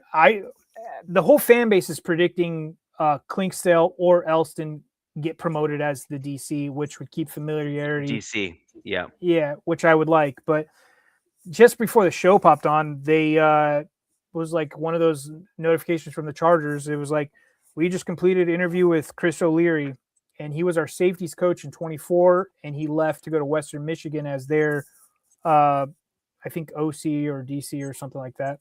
So they just re-interviewed him. They're casting a wide net. They have interviewed quite a few for DC, so we'll see about that. I would like them to keep kind of that Minter scheme intact. I really like how it plays. They run a hybrid. There's a guy in one of my charter chats. He's like, I want to go to a 4-3 defense. I want to go to 4-3. He kept saying it. And I got to be careful with that. And I'm like, because we had a 4-3 under Staley. And I'm just like thinking about it. I'm like, hang on. Like, Minter runs, like if you go to base, like you're usually running base defense. Ran. Ran in the past. Sorry, when you ran, now you're getting me all jacked up. But when you're in base defense, it's usually first down, second down, third down. That's when it just goes to nickel, the dime. But Minter, when he was these last 2 years in LA, he did a hybrid.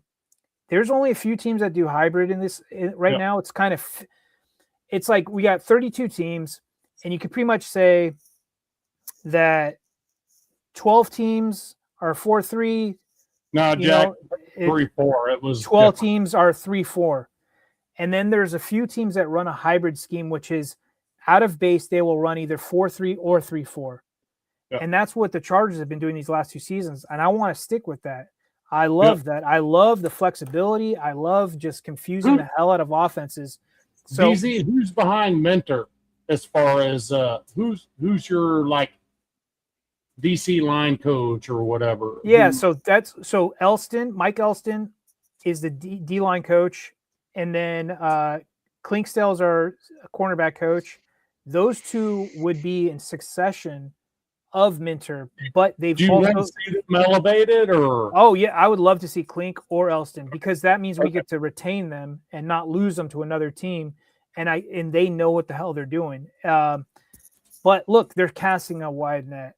I mean, I've heard fans say bring Sean McDermott over here, and have him be the DC. But Sean, I think, runs a primarily 4-3 style defense, which I'm not opposed to, but I like who they have personnel wise right now. We've got a young DN in Tuli Peloto, Tongan dude. He can put his hands in the dirt, or he can rush standing up. You know what I mean? Like I like the fluidity, the flexibility of it. I don't want to just go back to one style of base and just live like that. I agree with KC Chiefs fan for life just said 3-4. 3-4 is better if you don't have a like heavy front four. I mean, you got to have some dogs to run 3-4 though, dude. You have got to have some D tackles and D ends. You have to have D tackles, and your ends can be able to tackle. Yeah, they have to be able to tackle. Yeah, and you're right. I did think I did hear about the McDermott thing as well. And you gotta have linebackers that are freaking next world. Yeah, running a 3-4.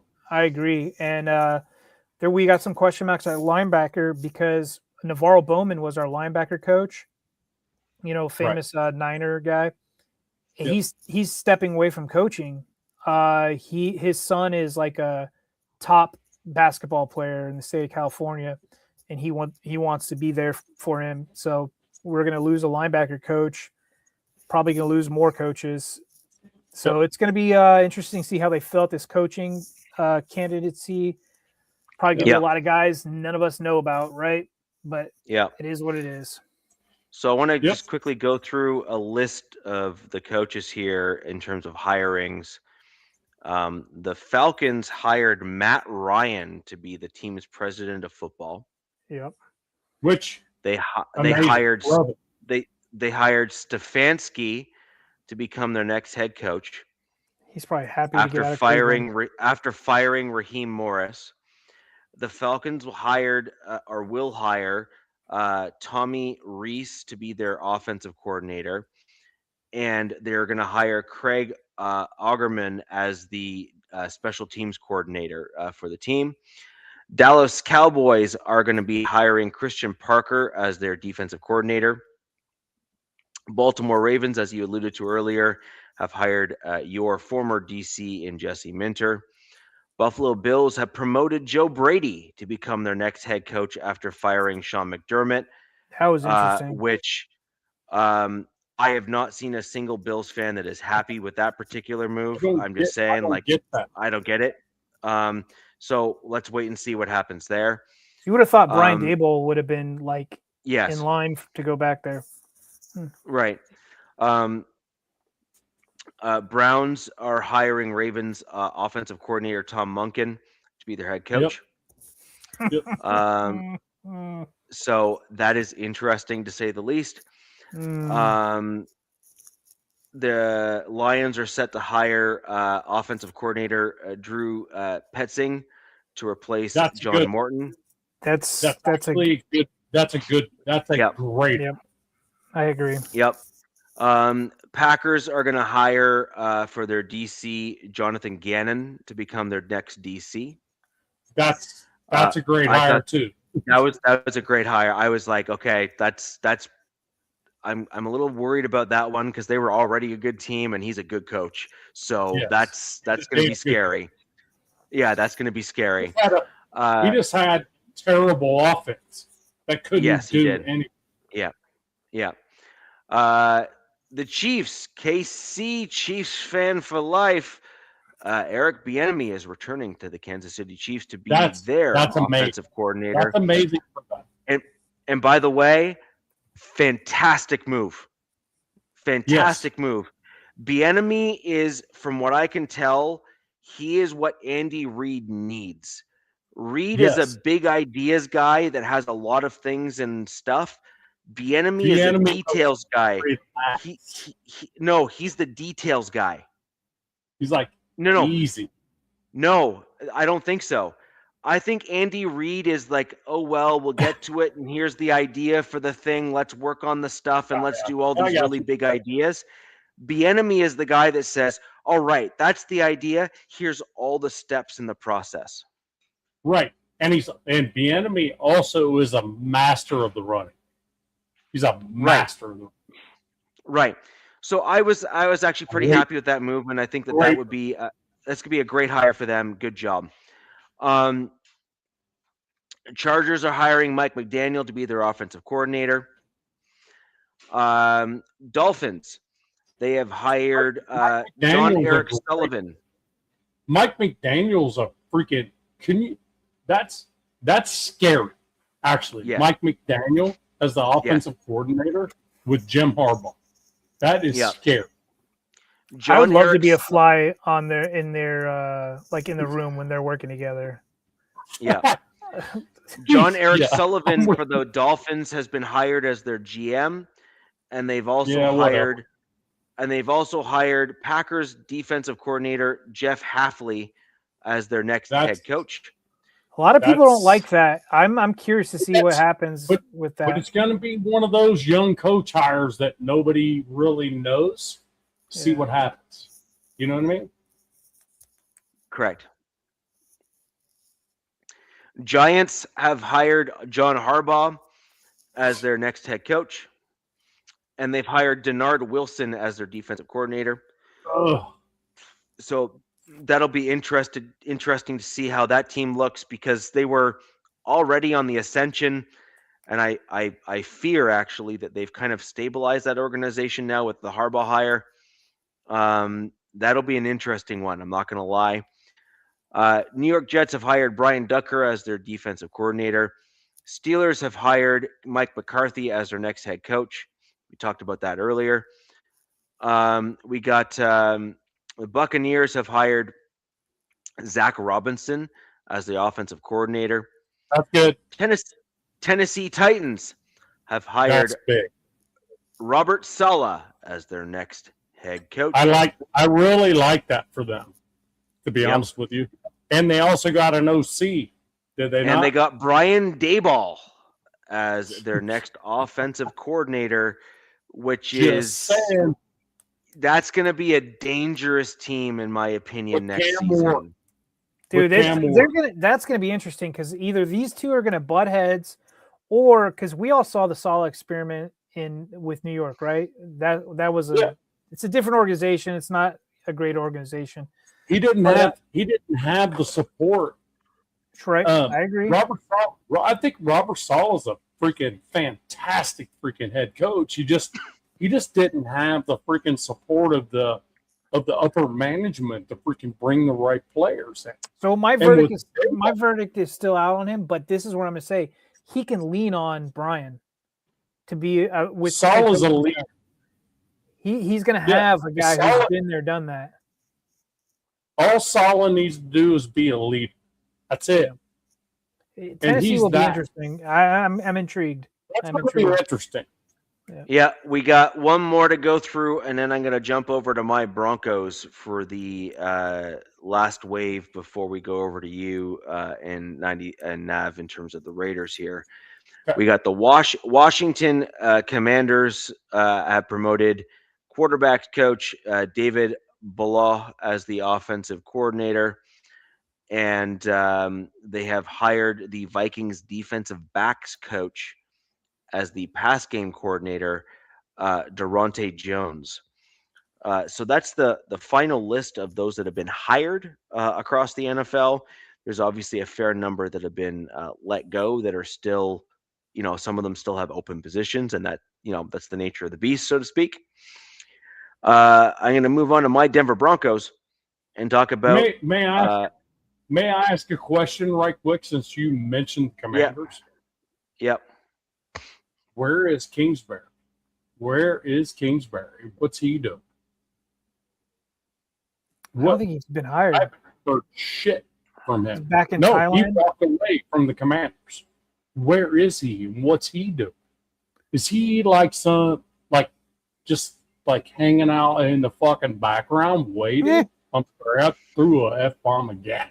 Damn it. Let's hang on because there's rumors. Let's see. What if I've seen? It's been quiet. Nobody's interviewed him hardly at all.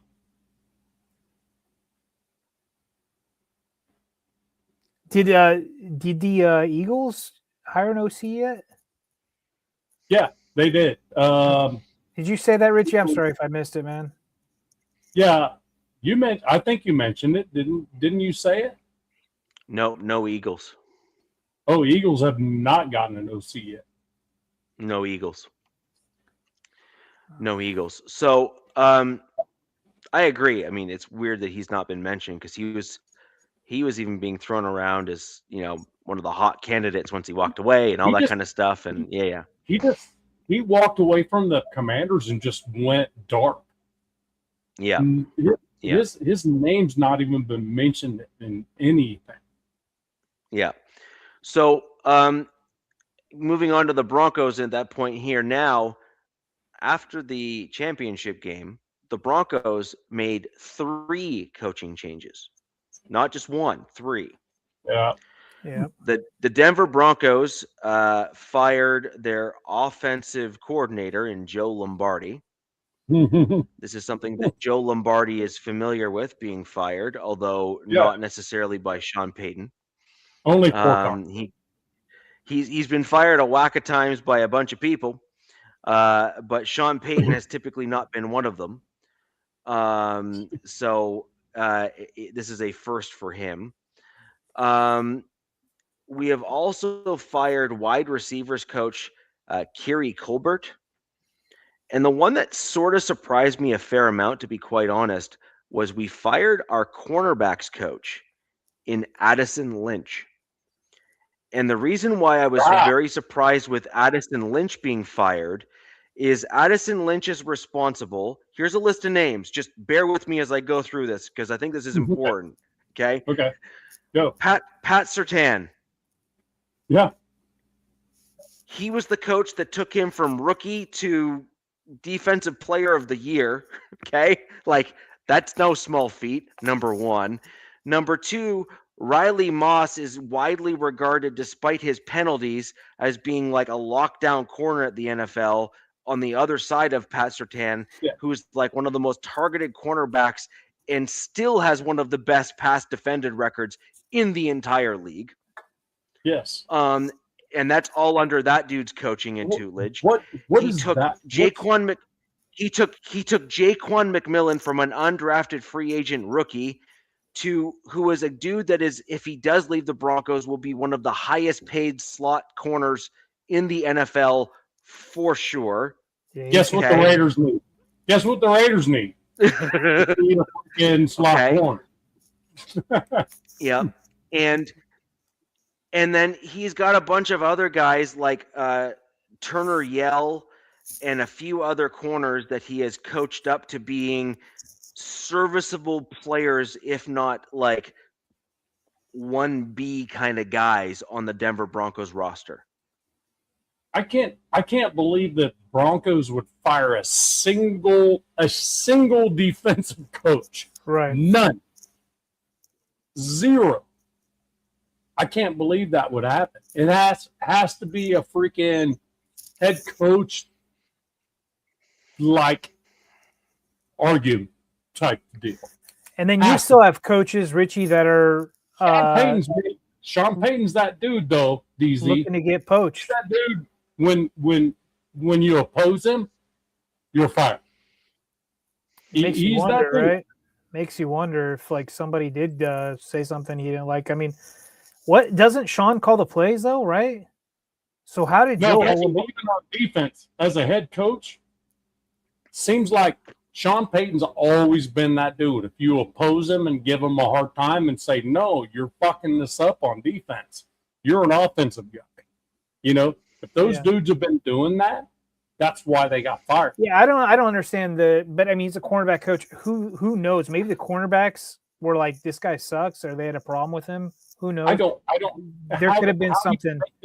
How do you make them better though? They were freaking world class this year. They've been pretty good these last couple of years. But the thing that surprised me is not really surprised me. I'm just throwing it out there to show because I'm not a Lombardi fan. But Sean Payton calls the plays, and Lombardi's the OC, so he got fired. So what is Sean Payton's like? We need to change our offense up. Also he's like, this offense isn't working for us. I think he wants to. Change it up. Also got to understand the definition of an offensive coordinator in reality. An offensive coordinator is not necessarily a play caller. An offensive coordinator is a dude that sets up a game versus the next team you're playing against. So even if your head coach is the play caller, that's the dude that sits down, game plans, and says, this is what will be effective. Yeah.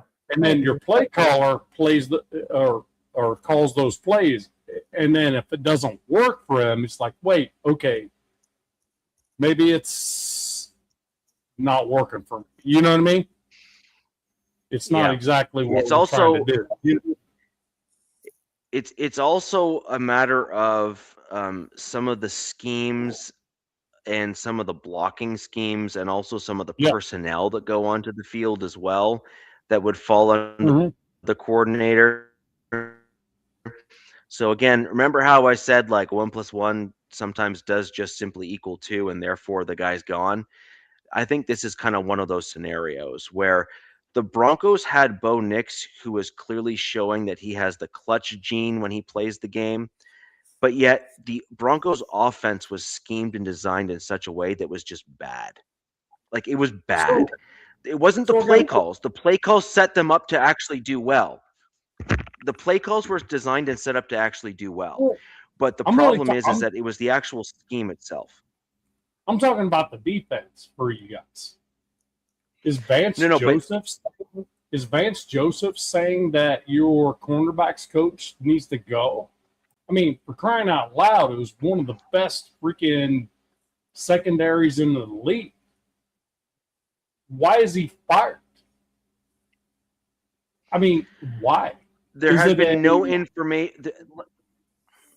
No information. Understood. So it could have been a request.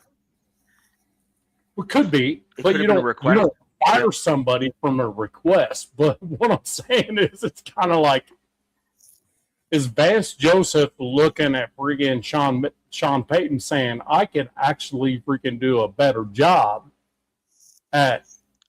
with the secondary, and it'd come down to one game. You know what I mean? When they actually had a little bit of a mix-up in the secondary in that championship game. You know what I mean? That actually was a game changer, you know? And, I mean, was that cornerback's coach saying, no, you do this, I don't care what Vance says? Or was it I don't care what Sean says type thing? I mean, because why would you disconnect the coaching staff that is one of the best secondaries in the NFL? Why would you disconnect any of that defense? Well, Why? you can say the same about Joe Lombardi. I mean, if you look, yes and no, because if you look up the Denver Broncos rankings, total offense, they ranked 10th this year, passing offense 11th, rushing offense 16th. We know why that is. And then scoring offense 14th. So that's pretty good. So are you saying that Sean is like, no, okay. we want to bring this up higher? I mean, maybe he's I think he sees Lombardi as my opinion on this is very clear. I think that he sees Joe Lombardi as he was a competent stabilizing force when he came into the Broncos, and he stabilized the Broncos offense. Sean Payton, and I don't believe he's wrong in this is just my opinion, is I think Sean Payton is a very gifted play caller. But at the end of the day, if the scheme and the way that things are positioned coming into the game are out of whack, Sean Payton's play calling is climbing an uphill battle to overcome the poor scheme and personnel that were planned as part of the game plan to then win the game at the end of the day. And I think that Sean Payton has enough football knowledge, and I have enough faith in what he's shown to do since his joining the Broncos, that he has basically come to the conclusion that the Broncos, in order to do and take the next step that they need to make, especially with Bo Nix, is that they need a more competent and more innovative offensive play caller to pair with Sean Payton, and they need to move on from Joe Lombardi in order to make that happen.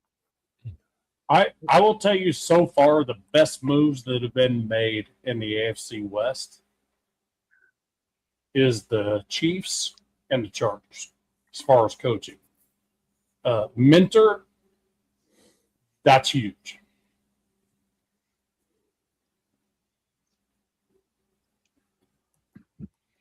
Mentor move, you got to do that because Mentor doesn't belong in that type of deal with the Chargers, right? I'm trying to look up Davis Webb because I know he's out available. So Dave, here's my thought on Davis Webb. Davis Webb, I think he wants to be an OC, but I don't think he wants to be an OC where he's at. He's got it when you make that move from what is he, the quarterback's coach and running back's coach? Isn't that what he is? I think. No, quarterback coach, I think. Yeah. So if you make that move, you do it direct, and to be an offensive coordinator for the first time, you can't do it with the team you're with. You just can't. You know what I mean? It never works. I would see Davis Webb needs to go somewhere else if he wants to be an offensive coordinator. It's logical progression. Two head coaches that have been fired have been hired as head coaches. Typically, that doesn't happen either. Typically, they have to go back to be a coordinator, then get rehired as a head coach. Robert Saleh, perfect example. John Harbaugh is a wild card on that. I mean, you got to do that. And if Tomlin was in the in the pool, which he has said that I'm not coaching next year, he would already be hired with someone. You know what I mean? So, and McCarthy took years off as well, even though once he was fired as a head coach, the second time, now He's going to the Steelers, and he's not only the same as Mike Tomlin, but he's older than Mike Tomlin. So I don't understand that logic, but that's okay. You just I think changes are being made in a vacuum, and I think the actual NFL progression as we're going is young minds, right? Yeah. I mean, it's Mike McDaniel, evolving. The NFL evolves like every season. Mike McDaniel to the Chargers is a huge hire as an offensive coordinator. Yeah. That's a big deal. That's what's making me think about this Broncos OC search a little bit, because Sean Payton's this West Coast kind of guy, right? West Coast offense deal. I looked him up. They say he's got a splash of Bill Walsh principles. Take that for however you want to take it. Yes. So it's like that's where he comes from. That's where he comes from. It's so that does when he you talk about trees, yeah, the tree they talk about comes from Bill Walsh. So does he want to like maybe promote, like, I know you were going against that, Nav, but maybe get a young mind in there who's got views on different stuff? I mean, more motion, more pre-snap, you know what I mean? Like things like that, because that's, like really that's really not Joe Lombardi's MO, man. Joe, like Richie kind of said it about Joe. Joe's kind of the stabilizing. He's not a bad OC by any means. If you got the right personnel, it works. But I know that Mike McDaniel got fucked by Tua. Got absolutely screwed by Tua. Sorry, I threw the F-bomb again. But Tua like destroyed him as a head coach. Well, I'm also hearing another issue that Mike had in Miami is he let players dictate things to him. And as a coordinator, you don't have to worry about that. No, Jim doesn't play that. And, Jim don't play that game. No, so that's a scary big time hire. Mike McDaniel to the Chargers is huge. Yeah, I'd like to see them add. I know we don't want to get into the future stuff, but I'd really like to see them add another athletic tight end to this team.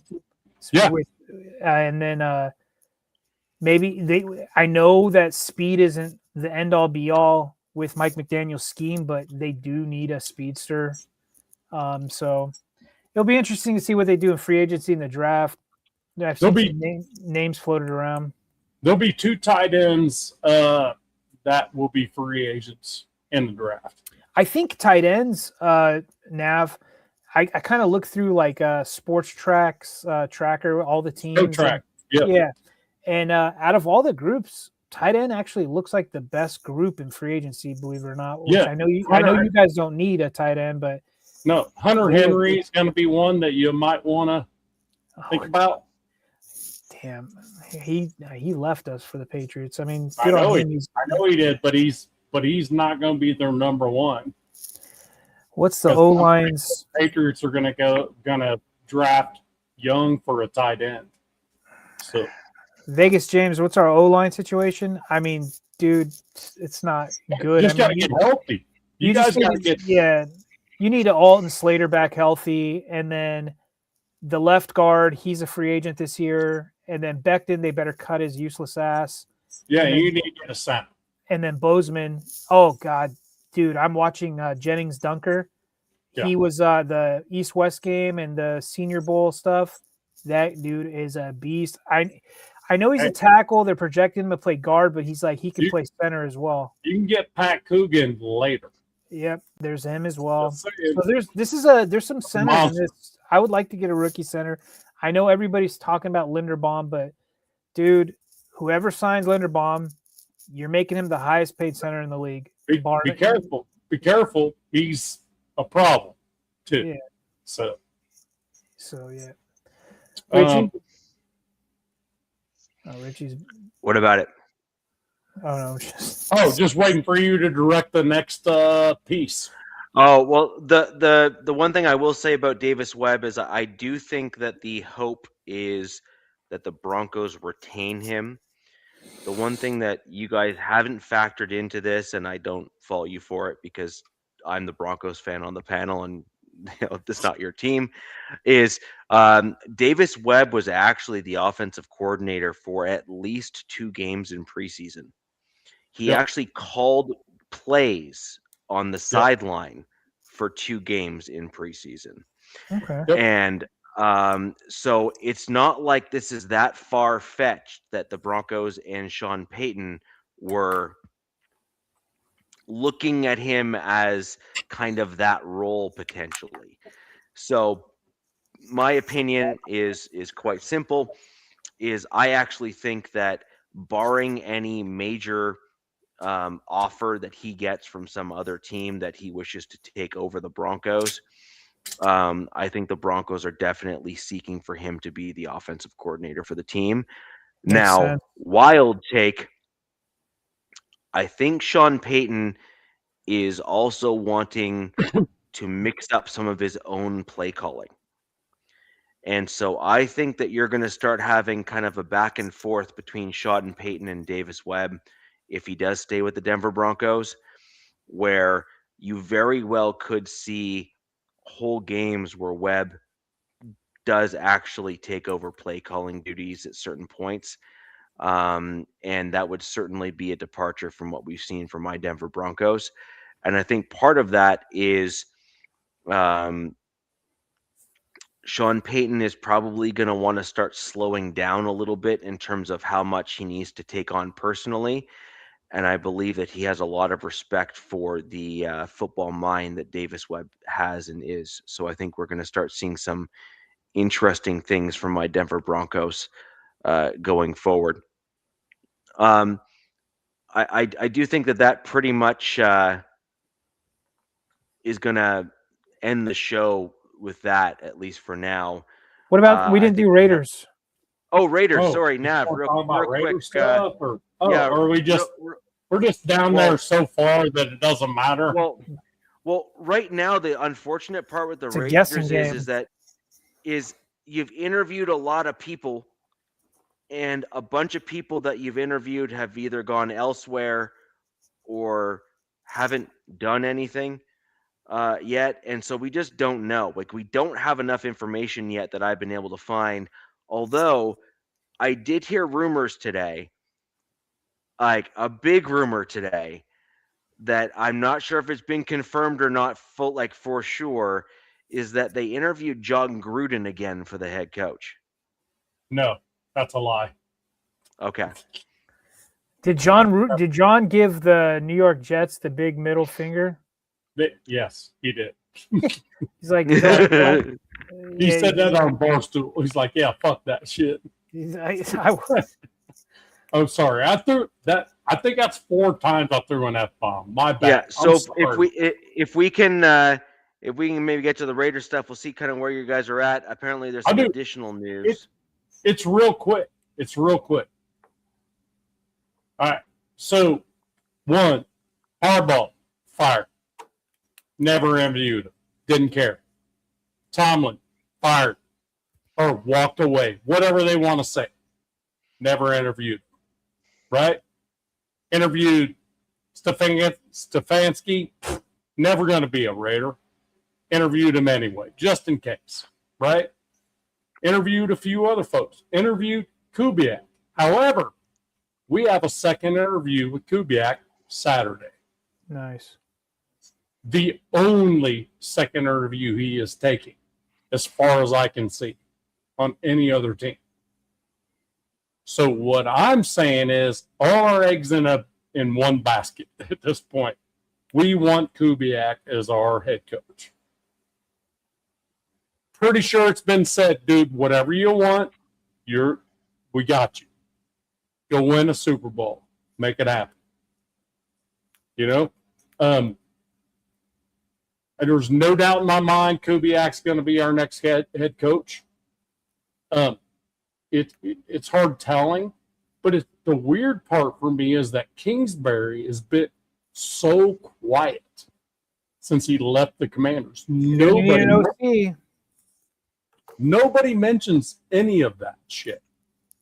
And I'll tell you what, the dream team for me, if we're going young, if we're going flat young with the Raiders and saying, let's go like young and roll hot, Kubiak head coach, Davis Webb OC, and we're going to promote Rob Leonard to the defensive coordinator. That's me. That's what I thought you were going with Cliff as OC. I thought you were going to. What I'm saying is, Davis Webb decides to stay with the Broncos and go to OC. Kingsbury's been quiet.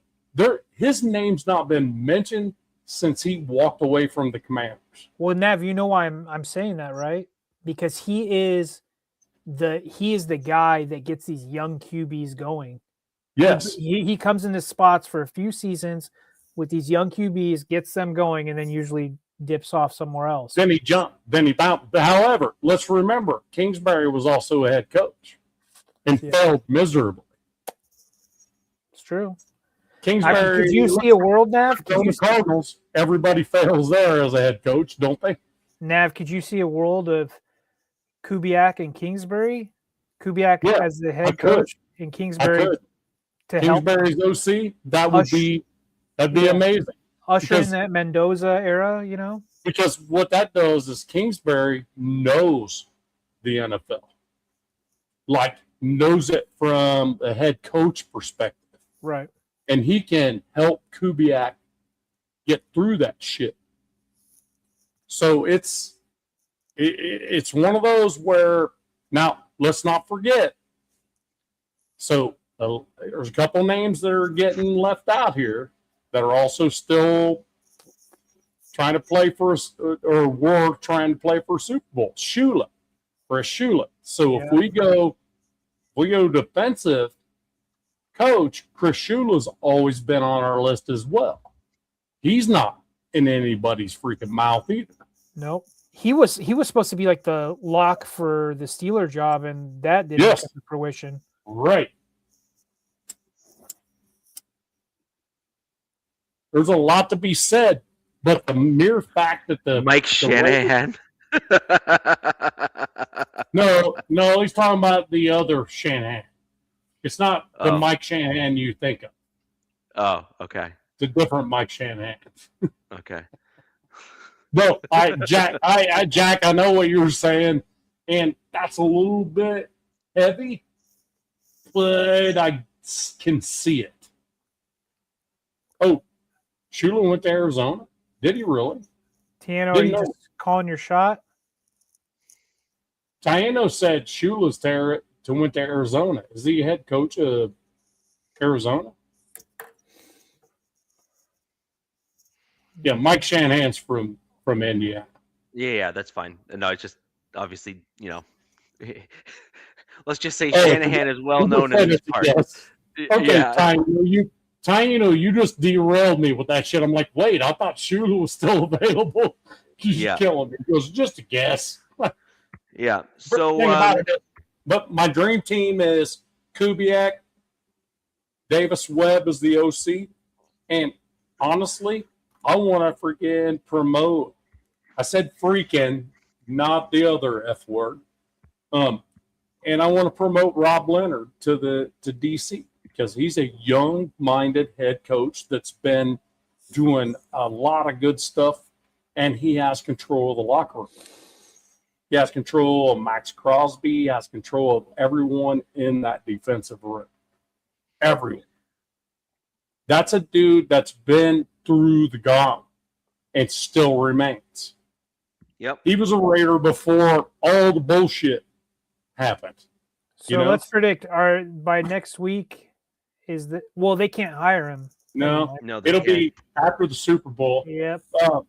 And the thing about it is we won't make the OC and DC decisions till the head coach decides. Raider Nation's going to have to wait a little bit. But I will tell you with this, Kubiak having a second in-person interview on Saturday says a lot. Yeah. Sounds like that's the guy they want. You know what I mean? Yeah. Nav, actually, the other thing that you might be wrong about is you could actually, let's say you get an agreement in principle after Saturday for Kubiak coming to your team. he could well say, I want this guy as my DC and this guy as my OC. Absolutely. It could well be that given availability, right? Just like if they're not like if they're out of the playoffs and stuff, they're then available to be hired on, for example, coming Right. inbound. It could be that you guys have an agreement in principle with Kubiak, but then your OC and DC are able to be signed ahead of Kubiak coming in. No, I don't think we'll get an OC or DC decision before the head coach has decided. I think Spytek and Brady will allow the head coach to get his coordinators. No, I'm not saying that they're not. My point is that if Kubiak says, I agree to that deal, but I can't sign it until my team's out of the playoffs, Yes. and he then says, and here's my defensive coordinator and offensive coordinator that I want you to hire, then it could happen. My point is that could be the jumping off point that you guys would have your coordinators ahead of your head coach, but it's not because your head coach didn't want them or didn't ask for them. It's just because they're available and he wasn't yet. I just don't think the Raiders would agree to that until Kubiak actually signs first, because there's no way you're going to go out and sign an OC and DC and then Kingsbury says, nah, change my mind, I'm going to stay with the Seahawks. There's probably a lot of handshake things going on in the background what I mean? that we don't know about yet. Raiders gotten behind banged on that kind of deal many times. So I'm just saying, my guess is this: we won't see an OC or DC sign until after the Super Bowl. No, that's fair. That's totally fair. I just don't see it happening unless it's like a Tom Brady freaking took you to freaking the best dinner ever, and Kubiak says, dude, I'm with you all the way. You know what I mean? Yeah, totally fair. We've been screwed by that whole freaking evolution so many times. I can't imagine us doing that shit again. Totally fair. So yes, I think we're in agreement. Did Brian Flores get an interview with the Raiders? The answer is no. He declined an interview with the Raiders. Yeah. He declined the interview with the Raiders. The Raiders actually asked him to interview for head coach and declined it. Yeah. And guess what Brian Flores is going to do? He's going to be a defensive coordinator again. And the thing about it is, that's what Flores does. Brian Flores is pissed off still about getting kicked out of the freaking Dolphins, even though he didn't do anything with them. And he's still pissed off that players didn't like him. One thing before we end this show, real quick, because I know we're wrapping up. I think Flores would be great for the Raider mystique. Like, oh, sure, the defensive coordinator. Dude, that'd be great having that dude in there, like pushing Max Crosby around, pushing Adam Butler, getting pissed off, making him mad. I think that would be great. But as a head coach, he doesn't belong there. Not yet. He needs to figure it out. To prove what a dumpster fire the New York Jets are, they just interviewed. They're interviewing Greg Roman, our old. Oh, I know. God, what? Oh my goodness! So I couldn't imagine being a Jets coach? Who's their head coach? I don't know. Aaron Glenn, I think. Is that their head coach for the Jets, Aaron Glenn? And here's the thing.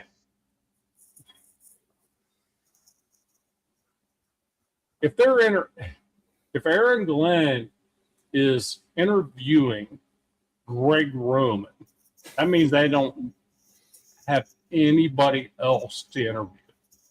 Because,